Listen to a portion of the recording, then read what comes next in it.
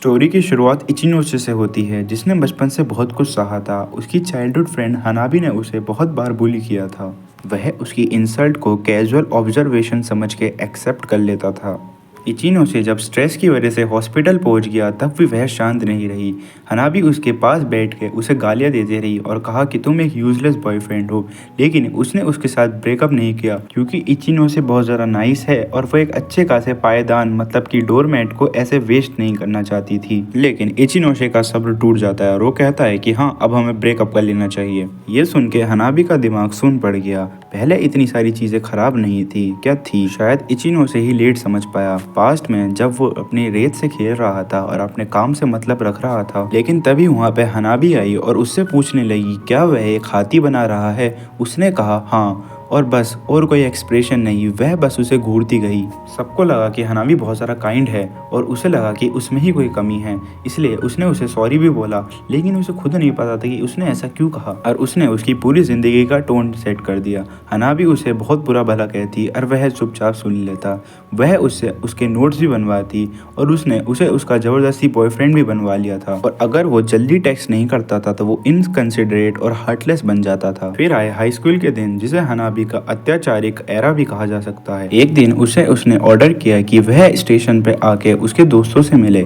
इचिनोसे का पेट पहले से ही खराब था, लेकिन उसे पता था कि अंजाम क्या होगा, तो बिना कुछ सोचे उसने छतरी उठाई और वो चल दिया। तभी हनाबी का मैसेज आया कि तुम 5 मिनट में जल्दी से यहाँ आओ, लेकिन इचिनोसे ने कहा कि बाहर बहुत तेज बारिश हो रही है। लेकिन ये इचिनोसे की गलती थी। उसने विक्टिम कार्ड प्ले करते हुए कहा कि तुम्हारे बारे में कोई केयर नहीं करता, बस मैं ही तुम्हारी केयर करती हूँ। फिर उसने कहा कि क्या तुम मुझे निमोनिया करवाना चाहते हो, जल्दी से आओ यहाँ पे। तो वो भाग गया। बारिश में भागते हुए किसी हीरो की तरह और एक मासूम इंसान की तरह उसने सोचा कि वह किसी बड़ी मुसीबत में होगी। जब वो इमरजेंसी की उम्मीद में वहाँ पे पहुंचा तो उसने देखा हनाबी अपने दोस्तों के साथ खाना खा रही थी। तो फिर उसने टेक्स्ट किया कि वह आ गया है, लेकिन हनाबी ने कहा कि तुम्हें थोड़ा बाहर वेट करना पड़ेगा क्योंकि तुम बहुत ज़्यादा लेट आए हो। उसने बहुत देर तक वेट किया। पता चला कि वह बस एक इडियट की तरह खड़ा ही नहीं था, वह एक बेट का भी शिकार था जो कि हनाबी और उसके दोस्तों ने लगाई थी कि वह उसका वेट करेगा कि नहीं करेगा 1 घंटे तक। और उसने वेट किया, पूरे 1 घंटे तक वेट किया। जब वह बाहर आई तो उसने उसके बालों को सीवीड यानी समुद्री घास से कंपेयर किया और कहा कि तुम कितने भीगे हुए हो, जैसे कि ये सब एक मजाक चल रहा था। फिर उसने सबके सामने डिक्लेयर किया कि इचिनोसे वो सब करेगा जो मैं कहूंगी। अपना पॉइंट प्रूव करने के लिए वह इचिनोसे के सामने झुकी और कहा कि मैंने ये सब जो कहा क्या ये सच है। तभी इचिनोसे का पेट दर्द बहुत ज़्यादा से एकदम मरने वाला हो गया। उसे घर जाना था, उसे दवा लेनी थी, ना कि इसकी कोई बकवास सुननी थी। अब हम प्रेजेंट में आते हैं। इचिनोसे कहता है कि काश मुझे ये छोड़ देना चाहिए था, मुझे ये बहुत पहले ही छोड़ देना चाहिए था। अभी हम हॉस्पिटल के सीन में आते हैं। वह अभी भी शौक थी। वह उसके बेड पर चढ़ती है, ऐसा एक्ट करते हुए जैसे उसे ब्रेकअप करने का कोई हक ही नहीं था। वह उसके मुंह पे हाथ फेर के कहती है कि तुम मुझे डम नहीं करोगे, मैं तुम्हें डम करूंगी। फिर वो दावा करती है कि तुम्हारी और कोई गर्लफ्रेंड बनेगी भी नहीं। लेकिन जिंदगी में पहली बार इचिनोसे को उसकी परवाह नहीं थी। वह कहता है कि चाहे वो जिंदगी में अकेला रह जाए, लेकिन वह आज़ाद रहेगा। तभी वो शॉक्ड हनाबी को अपने रूम से बाहर निकाल देता है और कहता है कि तुम तो अब बहुत खुश होगी क्योंकि तुम्हारा यूजलेस बॉयफ्रेंड चला गया है। दरवाज़ा बंद कर दिया। उसने दरवाज़ा पीटते हुए माफ़ी की मांग करी, लेकिन तभी वहाँ एक नर्स आई और कहा कि आप शोर नहीं कर सकती, ये हॉस्पिटल है। उसने पोलाइटली माफ़ी मांगते हुए कहा कि उसमें उसकी ही गलती थी क्योंकि उसने अपने बीमार बॉयफ्रेंड को डांट दिया। वो कहती है कि वो जा रही है और सीन क्रिएट करने के लिए झुककर माफ़ी मांगती है। वह इचिनोसे को टेक्स्ट करती है और कहती है कि वह अभी इरिटेट हो रही है और उसे अभी उससे माफ़ी मांगनी स्टार्ट कर देनी चाहिए। वह उसे मैसेज में मैनिपुलेट कर कर कहती है कि तुम बहुत ज़्यादा बेकार हो, तुम एक गार्बेज हो, तुम्हारा मेरे अलावा कोई दोस्त भी नहीं है। इचिनोसे समझ जाता है कि ये फिर से बात घुमाकर विक्टिम बनना चाहती है, इसलिए वह उसे इस बार डायरेक्ट ब्लॉक ही कर देता है। अपने हॉस्पिटल बेड से उठ के इचिनोसे याद करता है कि बचपन में हनाबी उसे उसके लुक्स को लेकर बहुत ज़्यादा बुली करती थी। वह पूछती थी क्या तुमने कभी आईना देखा है, क्योंकि अगर मेरा चेहरा तुम्हारे जैसा होता तो मैं कभी किसी को ना दिखाती क्योंकि लोग मुझे बुली करते। गाइस, मतलब तुम यहाँ आयरनी देख रहे हो, एक खुद ही से बुली करती है। उसने सजेस्ट किया था कि तुम अपने बाल बढ़ा लो ताकि तुम्हारा चेहरा ढक जाए। हनाबी अपने बेड पे लिटे लिटे सोचता है कि उसकी वजह से उसका सेल्फ एस्टीम बिल्कुल कुचला गया था। उसकी वजह से वह कभी अपनी वर्थ नहीं समझ पाया, लेकिन उसने डिसाइड किया कि हॉस्पिटल से निकलने के बाद वो एक अच्छा हेयर कट लेगा। उस रात वह सो जाता है और फाइनली 13 साल बाद हनाबी के साथ उसका टॉक्सिक रिलेशनशिप खत्म हो गया। जब वह स्कूल जाता है तो रिएक्शन इंस्टेंट होता है। लड़कियां उसे देखकर पागल हो जाती हैं। वह कहती हैं कि ये हॉटी है कौन। पहले तो उसे कोई पहचान नहीं पाता, वो सब सोचते हैं कि ये नया ट्रांसफर स्टूडेंट है। लड़कियां उसकी दीवानी हो जाती हैं, उसकी तीखी आंखें और उसके सिल्की हेयर को कहती हैं कि ये बिल्कुल मेरे टाइप के हैं। इतनी अटेंशन को देख के इचिनो से घबरा जाता है और उसे समझ नहीं आता कि वह कैसे रिएक्ट करे। तभी उसका दोस्त हारुतो आता है और कहता है कि वह सब उसके बारे में ही बात कर रहे हैं। वह पॉइंट करता है कि तुम पहले अपने सिल्की हेयरों की वजह से जो तुम्हारे माथे पे आ जाते थे उसकी वजह से तुम अच्छे नहीं लगते थे, लेकिन अब तुम्हारे फेशियल फीचर्स अच्छे दिखाई दे रहे हैं। वो कहता है कि पहले तुम्हारे बाल तुम्हारा चेहरा ढकते थे, लेकिन जब तुमने अपने बाल कटवा लिए हैं तो तुम बिल्कुल अलग ही इंसान लग रहे हो। तभी लड़कियां कहती हैं कि उन्हें ये नहीं पता था कि उनकी क्लास में इतना हैंडसम चेहरा है। हारुतो उससे कहता है कि तुमने अभी ही क्यों सोचा अपना लुक चेंज करने का। इचिनो से कहता है कि बस थोड़ा अलग दिखना था। तो हारुतो उसे कॉम्प्लीमेंट करता है और वह उसे थैंक यू कहता है। इचिनो से पहली बार बहुत ज़्यादा खुश फील करता है। तभी वो देखता है कि 3 लड़कियां उसे देख के रो रही हैं। तभी वो बहुत ज़्यादा कंफ्यूज हो जाता है, लेकिन हारुतो कहता है कि तुम्हें अभी बहुत कुछ सीखना बाकी है। इचिनो से उन सब से माफ़ी मांगता है क्योंकि वह बहुत ज़्यादा शांत रहता था और उसने क्लास का माहौल बहुत ज़्यादा अजीब बना दिया था। लेकिन अब वो कहता है कि मैं तुमसे बहुत सारी बातें करना चाहता हूँ, और ये सुनकर क्लास भी बहुत ज़्यादा खुश हो जाती है। देखते देखते ही लंच टाइम हो जाता है और वह हारुतो के साथ हॉल में चल रहा था। वो कहता है कि मुझे पता होता कि तुम नॉर्मल कन्वर्सेशन भी कर सकते हो तो मैं तुम्हारे साथ पहले से ही हैंग आउट कर लेता। तभी इचिनो से अपोलोजाइज करता है और कहता है कि मुझे माफ़ करना कि मैं ऐसा नहीं था। हारुतो उसे काइंड और गुड लुकिंग कहता है, लेकिन वो एक प्यारी सी स्माइल देके कहता है कि नहीं, उसकी पर्सनैलिटी और लुक्स इतने भी खास नहीं हैं, लेकिन उसकी ये स्माइल लड़कियों को भा जाती है। तभी हारुतो कहता है कि ये तुम्हारी स्माइल और लुक्स एक नेशनल ट्रेजर हैं और इसे ज़्यादा मत फैलाओ वरना तो यहाँ कियोस मच जाएगा। इचिनो से को एक जोक लगता है और वो और भी जोर से हंसने लगता है, जिसकी वजह से लड़कियाँ बहुत ज़्यादा इम्प्रेस्ड हो जाती हैं। लेकिन तभी वहाँ पे हनाबी आ जाती है। हनाबी बहुत ज़्यादा गुस्से में लग रही थी। इचिनो से कहता है कि पता नहीं ये इतने गुस्से में क्यों है, शायद ये इसलिए गुस्से में है क्योंकि मैं इसे इग्नोर कर रहा हूँ, या फिर ये ब्रेकअप की वजह से गुस्से में है, लेकिन मुझे इस चीज़ से फ़र्क नहीं पड़ता। तभी वो उसके सामने से जाने लगता है, लेकिन वो उसका रास्ता रोक लेती है। उसे याद आता है कि कैसे वो कहती थी कि वह स्कूल की सबसे ज़्यादा हॉटेस्ट लड़की है और अगर स्कूल में उनकी डेटिंग के बारे में पता चला तो उसे बहुत ज़्यादा बैकलैश मिलेगा। वो कहती है कि मैं तुम्हारी आउट ऑफ लीग हूँ, मैं तुम्हारी औकात के बाहर हूँ। वो ये भी कहती है कि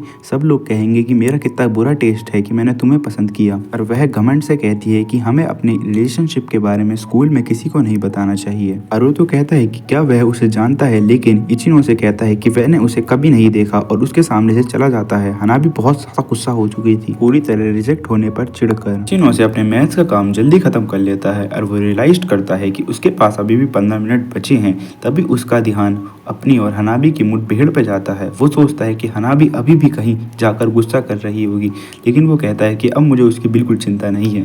तभी वो सोचता है कि मैं टाइम पास कैसे करूं, तो वो अपने साइड में देखता है, वहाँ एक लड़की थी, उसने चश्मा पहना है और वो एक किताब पढ़ रही है। हवा का एक झोंका उसकी किताब में से कुछ गिरा देता है और इचिनो से उसे उठा कर दे देता है। वह अपने भाई इचिनो से को थैंक यू बोलती है और इचिनो से भी कामली उसे वेलकम बोलता है। तभी वह उसकी तरफ देख कर रियलाइज करती है कि उसने उससे पहली बार बात करी है। हनाबी ने उसके दिमाग में भर दिया था कि कोई लड़की उसे कभी पसंद नहीं करेगी और वह उसके साथ डेट इसलिए कर रही है क्योंकि मुझे तुम पे दया आ गई थी। इसी वजह से इचिनो से अपने भाई ने कभी किसी लड़की से बात नहीं करी। वह सोचता था कि वो कन्वर्सेशन ऑकवर्ड कर देगा, इसलिए वह बहुत सालों से बसता रहा। हनाबी ही इकलौती लड़की थी जिससे वो बात करता था और वो बातें भी वन साइड लेक्चर जैसी होती थी। वहाँ खड़े होकर इचिनो से कहता है कि हाँ, मैंने कभी दोस्त बनाने के लिए ट्राई नहीं किया, और वो कहता है कि सॉरी अगर मैंने तुम्हें अनकंफर्टेबल बना दिया हो, लेकिन वह उसे रीश्योर करके कहती है कि नहीं नहीं सब कुछ ठीक है। वह अपना नाम बताती है युकिशिरो और उम्मीद करती है कि हम साथ में ठीक रहेंगे। इचिनो से कहता है कि हाँ, मुझे तुम्हारा नाम पहले से ही पता था, और ये सुनकर वो लड़की मुस्कुराती है खुश होकर कि आखिरकार उन्होंने बात की। बाद में युकिशिरो उसे टीज करती है और कहती है कि जब से तुमने बाल कटवाए हैं तो सारी क्लास का फोकस तुम पे ही है।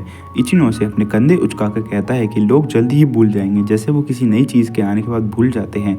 तभी युकिशिरो उसे फनी कहती जाती है। वह महसूस करता है कि इससे बात करना हनाबी से बात करने से बिल्कुल अलग है। वह रियलाइज करता है कि उसे ओवर एक्टिंग और ओवर थिंकिंग करने की ज़रूरत नहीं है और उसे बीच में घबराने की ज़रूरत नहीं है कि अगर उसने कुछ गलत बोल दिया। वो सोचता है कि मैं बस खुद बना रह सकता हूँ, जो कि एक अच्छा बदलाव है। वो कहती है कि वह उससे बहुत पहले से बात करना चाहती थी क्योंकि उसने स्कूल के बाद पौधों को पानी देते हुए देखा था। कहती है कि मुझे लगा तुम बहुत ज़्यादा काइंड हो, लेकिन इचिनो से बात टालते हुए कहता है कि मैं इतना भी काइंड नहीं, मैं बस हनाबी का वेट करते हुए उन पौधों को पानी दे रहा था। युकिशिरो हंसती है और उसे अपनी किताब पकड़ाती है और मजाक में कहती है कि तुम अब सुपर पॉपुलर होने वाले हो। बाद में इचिनो से आर्केड जाता है और वहाँ पे एक गेम ट्राई करता है और वहाँ पे बुरी तरह फेल होता है, तो इसलिए बस वो थोड़ा सा खाना खरीद लेता है। लेकिन वो जहाँ भी जाता है लड़कियाँ उसका पीछा नहीं छोड़ती और तब जब वो खाने बैठता है वो रियलाइज़ करता है कि अब उसे हनाबी के कंटिन्यूस मैसेज का रिप्लाई नहीं करना पड़ता और वो कहता है कि ये कितना पीसफुल है। लेकिन जब फ़ोन बजता है तो उसका दिल बहुत तेज़ धड़कता है। उसे रियलाइज़ होता है कि पुरानी यादें बहुत देर में जाती हैं, लेकिन वो खुद को समझाता है कि अब उसे उसके मैसेज से और डील नहीं करना पड़ेगा। वो सोचता है कि वक्त के साथ ये दर्द चला जाएगा और वो उसे कभी टेक्स्ट नहीं करेगी। घर जाते हुए वो ट्रेन में अपने दिन के बारे में सोचता है और रियलाइज़ करता है कि ये बहुत ज़्यादा मज़ेदार था, युकिशिरो के साथ बात, सब दोस्तों के साथ घूमना, और वो कहता है मुझे यही लाइफ चाहिए थी। वह लोगों से बचता था क्योंकि हनाबी ने उसके मन में बहुत सारी बातें भर दी थी, लेकिन सालों के बाद वो कहता है कि बस मेरा अब एक ही मोटिव है, मुझे बहुत सारे दोस्त बनाने हैं। घर चलते वक्त वह हनाबी को फ़ोन पर देखता है और जैसी हनाबी उसे देखती है वह फ़ोन पीछे छुपा लेती है और उसे ऐसे ग्रीट करती है जैसे कुछ बदला ही ना हो। वह शिकायत करने लगती है और फ्रस्ट्रेटेड होकर कहती है कि मुझे पूरे 2 घंटे वेट करना पड़ा, तुम कितने लेट आए हो। इचिनो से उसे कोई जवाब नहीं देता और उसके पास से निकलने की कोशिश करता है, लेकिन वो इचिनो से का रास्ता रोक लेती है। उसे यकीन नहीं होता कि वह उसे इग्नोर कर रहा है। फ्रस्ट्रेटेड होकर वह आखिरकार उससे बात करता है, लेकिन सिर्फ यह पूछने के लिए कि उसे क्या चाहिए। वह आवाज़ उठाती है, गुस्से में कहती है कि तुमने मुझे कितना वेट करवाया, लेकिन इचिनो से समझ जाता है कि यह बस इसका एक बहाना है ताकि ये मुझसे बात कर सके। वह अपनी फ्रस्ट्रेशन इचिनो से के क्लासमेट की तरफ मोड़ती है और कहती है कि तुम्हारे क्लासमेट तुम्हारी फिक्र नहीं करते, मैं ही तुम्हारी फिक्र करती हूँ। एक्ट तो ऐसे कर रही थी जैसे इचिनो से को उसका रिएक्शन प्रेडिक्ट कर लेना चाहिए था। वो कहती है कि इचिनो से कहता है कि क्या तुमने बस 2 घंटे वेस्ट किए बस ये बकवास कहने के लिए, लेकिन बस अब मुझे फ़र्क नहीं पड़ता। अब वो कहता है कि बस हम दोनों स्ट्रेंजर्स हैं और मुझे तुम्हारी इस बातों से बिल्कुल फ़र्क नहीं पड़ता। इचिनो से अब कन्फर्म करता है और कहता है कि मैं तुम्हारे साथ सच में ब्रेकअप कर रहा हूँ, और ये सुन के हनाबी बहुत ज़्यादा अपसेट हो जाती है। हनाबी उसे वॉर्न करती है और कहती है कि मेरे बिना तुम्हारी लाइफ बहुत ज़्यादा बेकार हो जाएगी, लेकिन वो डगमगाता नहीं। वो कहता है कि जब हम दोनों साथ थे तो मेरी लाइफ मिजरेबल थी। फ्रस्ट्रेटेड हनाबी उसका हाथ पकड़ लेती है और कहती है कि बस एक दिन मज़े लेने से तुम बस हवा में उड़ने लगे हो। वो दावा करती है कि जो लोग तुम्हारे साथ आए हैं वो बस तुम्हारे लुक्स की वजह से आए हैं। तब हनाबी कहती है कि ऐसा कोई नहीं है जिसके साथ तुम हंस के बात कर सको, लेकिन इचिनो से असहमत होता है। वो कहता है कि मेरे साथ अब बहुत सारे दोस्त हैं। वो अपने क्लासमेट को याद करता है और कहता है वो तुम्हारी तरह बिल्कुल नहीं है जैसा तुमने बताया है। कहता है कि अब तुम ये डिसाइड नहीं कर सकती कि मैं किसके साथ वक्त बिताऊंगा क्योंकि हमारे बीच में सब कुछ खत्म हो चुका है। वह इचिनो से कहते हैं कि तुम खुद करने के लिए कुछ काबिल नहीं हो और तुम्हें एक गाइड चाहिए जो तुम्हें हमेशा डायरेक्शन बताए। वह डिमांड करती है कि तुम मुझसे माफ़ी मांगो। वह कहती है कि मेरा इतना बड़ा दिल है कि मैं तुम्हें माफ़ कर दूंगी, लेकिन तुम्हारे कोल्ड एटीट्यूड ने मुझे बहुत ज़्यादा ठेस पहुंचाई है, लेकिन चलो मैं तुम्हें फिर भी माफ़ कर दूंगी अगर तुम मुझसे माफ़ी मांगोगे तो। लेकिन अब इचिनोसे ने अपना इरादा पक्का कर लिया था। वो जितना ज़्यादा बोलती उसका इरादा उतना ज़्यादा पक्का हो जाता है। इचिनोसे उससे कहता है कि मुझे तुम्हारी अपनी लाइफ में कोई ज़रूरत नहीं है। इससे हिना भी बहुत ज़्यादा फ्रस्ट्रेटेड हो जाती है, लेकिन इचिनोसे कहता है कि तुम ही हमेशा ब्रेकअप की बात करती थी और जब ये हो रहा है तो वह तंग आ गया है। वह उसे साइड में धक्का देता है और उसे जाने के लिए कहता है। हनाबी दूसरी तरफ जाती है और वह दूसरी तरफ। फाइनली इचिनोसे राहत की सांस लेता है और कहता है कि अच्छा हुआ हम दोनों के बीच में अब सब कुछ क्लियर हो गया है। पार्क में उन दोनों की बात होने के बाद कुछ दिन बीत जाते हैं। इचिनोसे शांति एंजॉय करता है और उसकी लाइफ पीसफुल रहती है, लेकिन कभी कभी वो हनाबी को स्कूल के बाद देखता है, तब भी वो उसे इग्नोर करता है तो वो झट से उसके सामने आ जाती है। लेकिन तब वो सोचता है कि ये बात अच्छी है कि वह उससे बात नहीं करती, लेकिन तभी उसे याद आता है कि हमेशा जब भी वह उसके घर के सामने खड़ा रहता था तो वह उसे बहुत ज़्यादा वेट करवाती थी। वह कहती थी कि वह उसे अपने बाल ठीक करने के लिए कुछ टाइम चाहिए या फिर अपना टीवी शो देखने के लिए, लेकिन तब उसे रियलाइज होता है कि शायद वो उसके साथ मजाक करती थी और उसे जानबूझ के वेट करवाती थी। तभी वो हनाबी को ट्रेन में देखता है एक सेकंड ईयर स्टूडेंट के साथ जो कि ट्रैक टीम का स्टार है। जिस तरह वो इंटरेक्ट कर रहे हैं लगता है वो दोनों डेट कर रहे हैं। तभी लड़का एक स्वीट वॉइस में पूछता है कि वह उससे कितना प्यार करती है। हनाबी कहती है वह उससे बहुत ज्यादा प्यार करती है। हनाबी तभी उसे मैनिपुलेट कर कहती है कि वो कहती है कि मैं तुम पे जादू कर दूंगी ताकि तुम बस मेरे बारे में सोचो। तभी वो लड़का उसे क्यूट कहता है। वो कहता है कि जिंदगी भर वो कभी किसी और लड़की को नहीं देखेगा। चिनो से उन्हें देख के कहता है कि इन्हें अपने आसपास लोगों का थोड़ा बहुत ख्याल तो रखना चाहिए। वो डिसाइड करता है कि वो हर दिन थोड़ा जल्दी ट्रेन लेगा ताकि वो इन दोनों से ना टकराए। 2 दिन बाद वो उनसे फिर भी टकरा ही जाता है। वो सोचता है कि ये मुझे तो ये सब प्लान लग रहा है क्योंकि कल वो मुझसे नहीं टकराए और आज उन्हें मेरी टाइमिंग का पता चल गया। वो सोचता है कि ये कोई कोइंसिडेंस तो नहीं हो सकता, यानी कि इत्तेफाक तो नहीं हो सकता। वो कहता है कि ये बहुत ज़्यादा इंटेंशनल लगता है, मतलब जानबूझ के किया हुआ लगता है। वो कहता है कि कहीं हनाबी मुझे जलाने की कोशिश तो नहीं कर रही है अपने नए बॉयफ्रेंड के साथ। वह हनाबी का ये षड्यंत्र समझ जाता है और वो सोचता है कि ये चाहती है कि मैं इससे जेलस हूँ, लेकिन मुझे इससे घंटा फर्क नहीं पड़ता और वह उन दोनों को इग्नोर मार देता है। और ये देख के हनाबी बहुत ज़्यादा मिस्डअप हो जाती है। बाद में वह उस पर चिल्लाती है। वो कहती है कि तुमने मुझे कुछ क्यों नहीं बोला, मैं चाहती थी कि तुम मुझे कुछ बोलो, लेकिन हमारा बंदा कहता है कि तुम किस चीज़ के बारे में बात कर रही हो, मुझे कुछ समझ में नहीं आ रहा। इस वक्त हमारा बंदा पूरा चैट बन चुका है। अगले दिन हमेशा की तरह वह अपने क्लासमेट को ग्रीट करता है, लेकिन किसी वजह से वो थका हुआ फील कर रहा था, शायद कल की वजह से जो उसने कल स्टेशन पर देखा। वो खुद को याद दिलाता है ताकि वह इसे भूल कर ठीक से जाग जाए। पहला पीरियड पीई का है जिसमें इचिनोसे को बिल्कुल इंटरेस्ट नहीं है। तभी जिम टीचर आके कहते हैं कि आज हम रिले रेस का ऑर्डर डिसाइड करेंगे। लड़के बहुत ज़्यादा एक्साइटेड हो जाते हैं क्योंकि फर्स्ट आने वाला एंकर बनेगा और जो सेकंड आएगा वो दूसरी जगह लेगा। जाहिर है इन पोजीशन में होने की वजह से आप लड़कियों के बीच में पॉपुलर हो जाते हैं और इसलिए सब बहुत ज़्यादा मोटिवेटेड हैं। सबको इतना एक्साइटेड देख के इचिनोसे सोचता है कि मैंने खुद की कभी स्पीड टेस्ट ही नहीं करी, मैं हमेशा एवरेज का एम रखता था, इसलिए मुझे आज तक मेरी स्पीड पता ही नहीं। इचिनोसे कहता है कि मैं बस अपनी ज़िंदगी में एक बार ही सीरियस होकर दौड़ा हूँ, जब मैं किंडरगार्टन में था और मैं फर्स्ट प्राइज़ पाया था मैंने, और मुझे प्राइज़ के तौर पर एक स्टिकर मिला था। लेकिन ये पल ज़्यादा देर तक नहीं रहा। हनाबी ने उसका स्टिकर फाड़ दिया। उसने कहा कि तुम मुझे भागते हुए बहुत ज़्यादा बेकार लग रहे थे। वो कहती है कि तुम बहुत ज़्यादा तेज़ तो थे, बिल्कुल किसी हॉर्स की तरह, और ये बिल्कुल भी कूल नहीं है। उसी पल से इचिनोसे ने खुद को धीमा करने की आदत बना ली थी। उस हनाबी की वजह से हमारा बॉय इचिनोसे हमेशा रेस में पीछे रह जाता था और वह उससे कहती है कि अगर तुमने सेंटर ऑफ अटेंशन चुराने की कोशिश करी, क्योंकि मैं चाहती हूँ कि सब मुझसे ही प्यार करें, अगर तुमने मेरी ये वाली बात नहीं मानी तो मैं तुम्हें छोड़ दूंगी। लेकिन अब इचिनोसे को इस बात की कोई परवाह नहीं है। वो खुद को बैकग्राउंड में छुपा छुपा के थक चुका है। वो बस बाकी सबकी तरह नॉर्मल रहना चाहता है। तो वो फैसला करता है कि इस बार वो पीछे नहीं हटेगा। और जब इचिनोसे के ग्रुप की बारी आती है, जब वो दौड़ना स्टार्ट करते हैं, तो इचिनोसे अपनी पूरी ताकत से दौड़ता है और वो रियलाइज़ करता है कि बहुत ज़्यादा अच्छी फीलिंग है, मुझे अपनी पेस एडजस्ट नहीं करनी पड़ रही। वो अपने साइड में देखता है और तो सब उससे पीछे होते हैं। और जब वो फिनिश लाइन क्रॉस करता है और अपने पीछे देखता है तो सब उसे हैरानी से देख रहे होते हैं। जिम टीचर भी बहुत ज़्यादा हैरान हो चुके होते हैं और वो जो तीनों लड़के थे वो उससे बहुत ज़्यादा पीछे होते हैं। सब ये देख के हैरान हो चुके हैं कि इचिनोसे ने डिस्ट्रिक्ट रिकॉर्ड भी तोड़ दिया है। जब जिम टीचर उसे बताते हैं तो इचिनोसे बहुत ज़्यादा हैरान हो जाता है। उसके क्लासमेट बहुत ज़्यादा एक्साइटेड हो जाते हैं और कहते हैं कि जब तुम हमारी टीम में होगे तो हम रिले रेस आसानी से जीत जाएंगे। क्लास में चर्चे होने लगते हैं। वो कहते हैं कि अगर इचिनोसे जो कैजुअली रिकॉर्ड तोड़ सकता है, अगर वो हमारी क्लास से एंकर बन के दौड़ता है तो हमारी जीत पक्की होगी। वो बोलते हैं कि प्राइस भी बहुत ज़्यादा बढ़िया है, जीतने वाली क्लास को कैफेटेरिया में से फ्री के डेजर्ट कूपन्स मिलेंगे, जो कि भूखे स्टूडेंट्स के लिए एक गोल्डन टिकट है। तो कोई उस स्वीट विक्ट्री को टेस्ट करने के लिए तैयार है। इन सब के बीच इचिनोसे बहुत ज़्यादा शांत खड़ा था। वो बहुत ज़्यादा हैरान था।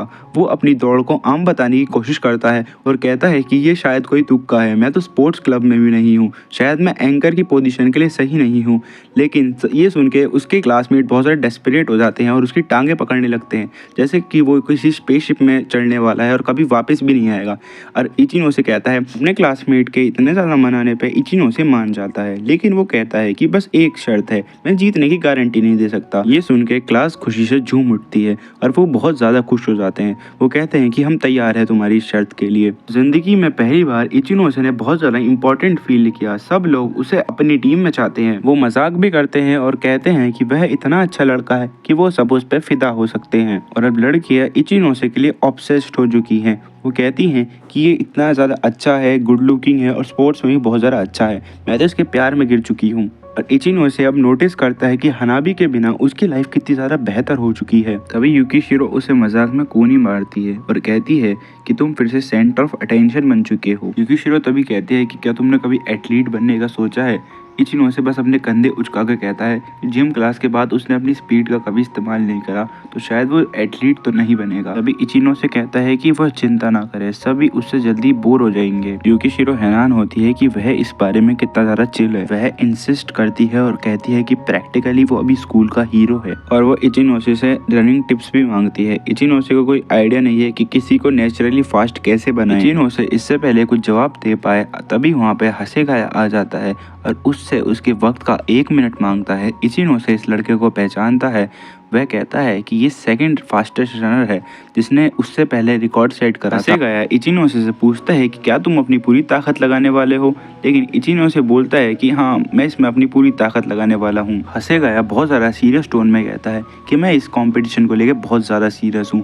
मैं महीनों से एंकर ही पोजीशन के लिए ट्रेनिंग कर रहा था। मैं इसलिए ट्रेनिंग नहीं कर रहा था कि तुम एक बार में आके मेरी पोजीशन ले जाओ। हसेगावा कहता है कि मैं चाहता हूँ कि तुम इस रेस को बहुत ज़्यादा सीरियस लो क्योंकि क्लास बी का एंकर किरीगाया है। इचिनोसे को तभी याद आता है कि किरीगाया वही है जो हनाबी के साथ उस ट्रेन में था, ट्रैक टीम का स्टार एथलीट। इचिनोसे तभी हसेगाया से कहता है कि तुम किरीशिमा से बदला क्यों लेना चाहते हो, तो हसेगाया कहता है क्योंकि उसने मेरी गर्लफ्रेंड चुरा ली थी। और ये सुन के इचिनोसे बहुत ज़्यादा हैरान हो जाता है। तभी हसेगाया आगे बताता है कि इस चीज़ के लिए मैं खुद को ब्लेम करता हूँ, लेकिन गुस्सा दिलाने वाली बात तो ये है कि उसने मेरी एक्स को एक फर्स्ट ईयर लड़की के लिए छोड़ दिया, जैसे उसकी कोई अहमियत ही ना हो। हसेगाया आगे बताता है कि वो किरीगाया से थोड़े दिन पहले टकराया था और उसने उससे ये कहा कि जैसे मैंने तुम्हें प्यार में हराया है, मैं तुम्हें इस रेस में भी हरा दूंगा, इसलिए मैं कह रहा था कि तुम्हें ये चीज़ सीरियस लेनी होगी। इचिनोसे तभी कहता है कि अगर ये इतना पर्सनल है तो तुम्हें ही एंकर होना चाहिए, लेकिन हसेगाया कहता है कि नहीं, मेरे अंदर इतना पोटेंशियल नहीं है, तुम्हारे अंदर बहुत ज़्यादा पोटेंशियल है, तुम मुझे हरा सकते हो। इसलिए इचिनोसे ट्रेनिंग करने के लिए मान जाता है, लेकिन सिर्फ एक ही शर्त पे कि तुम्हें युकिशिरो को दौड़ना सिखाना होगा। इस बात पे उन तीनों की एक डील हो जाती है और वो किरीगाया को हराने के मिशन पे निकल जाते हैं। सुबह सुबह इचिनोसे युकिशिरो और हसेगाया से अपनी पहली ट्रेनिंग के लिए मिलता है। इचिनोसे पहली बार अपने दोस्तों के साथ बाहर हैंग आउट करने आया है, वरना तो हनाबी उसकी हर हरकत पर नजर रखती थी, लेकिन अब वो आज़ाद है। जैसे ही वो सब वार्म अप करते हैं तो हनाबी उन्हें दूर से देखती है। जैसे ही ग्रुप ट्रेनिंग करने के लिए तैयार होता है तो हसेगाया कहता है कि वह किरीगाया को उसकी औकात दिखा देगा और क्लास बी को हरा देगा। हसेगावा बहुत ज़्यादा किरीगाया से चिढ़ा हुआ था, तो वो उनसे कहता है कि वार्म अप ध्यान से करो ताकि तुम्हें कोई चोट ना लग जाए। वार्म अप के दौरान युकिशिरो फिसल कर गिर जाती है और इचिनोसे उस पर थोड़ा सा हंस देता है। युकिशिरो गाल फुलाकर कहती है कि क्या तुम मुझ पे हंस रहे हो। इचिनोसे कहता है कि मैं हंसना नहीं चाहता, लेकिन तुम बहुत ज़्यादा क्यूट लग रही थी।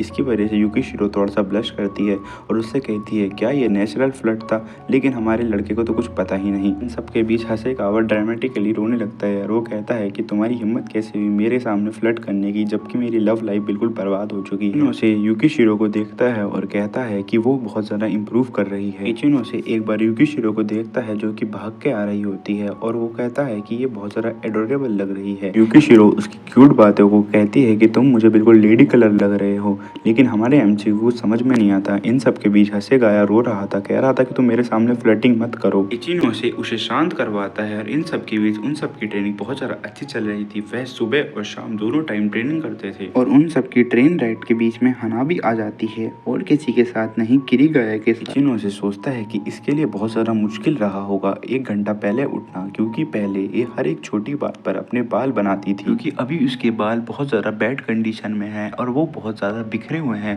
तभी हनाबी किरीगाया से दूर हटती है और इचिनोसे के पास बहुत ज़्यादा गुस्से में आती है। हनाबी इचिनोसे पे चिल्लाती है और कहती है कि तुमने पिछली बार मुझे इग्नोर क्यों किया था। इचिनोसे हनाबी से कहता है कि तुम्हें इतनी जल्दी उठने की कोई ज़रूरत नहीं है, कम से कम इतनी जल्दी तो नहीं कि जिसमें तुम अपने हेयर भी ना बना पाओ। ये सुन के वो बहुत ज़्यादा पैनिक हो जाती है और पीछे मुड़ती है और उस शीशे में अपने बाल ठीक करती है जो किरीगाया ने पकड़ा हुआ था। इचिनोसे रियलाइज करता है कि उसने अभी तक अपने बिखरे हुए बाल नोटिस भी नहीं करे थे।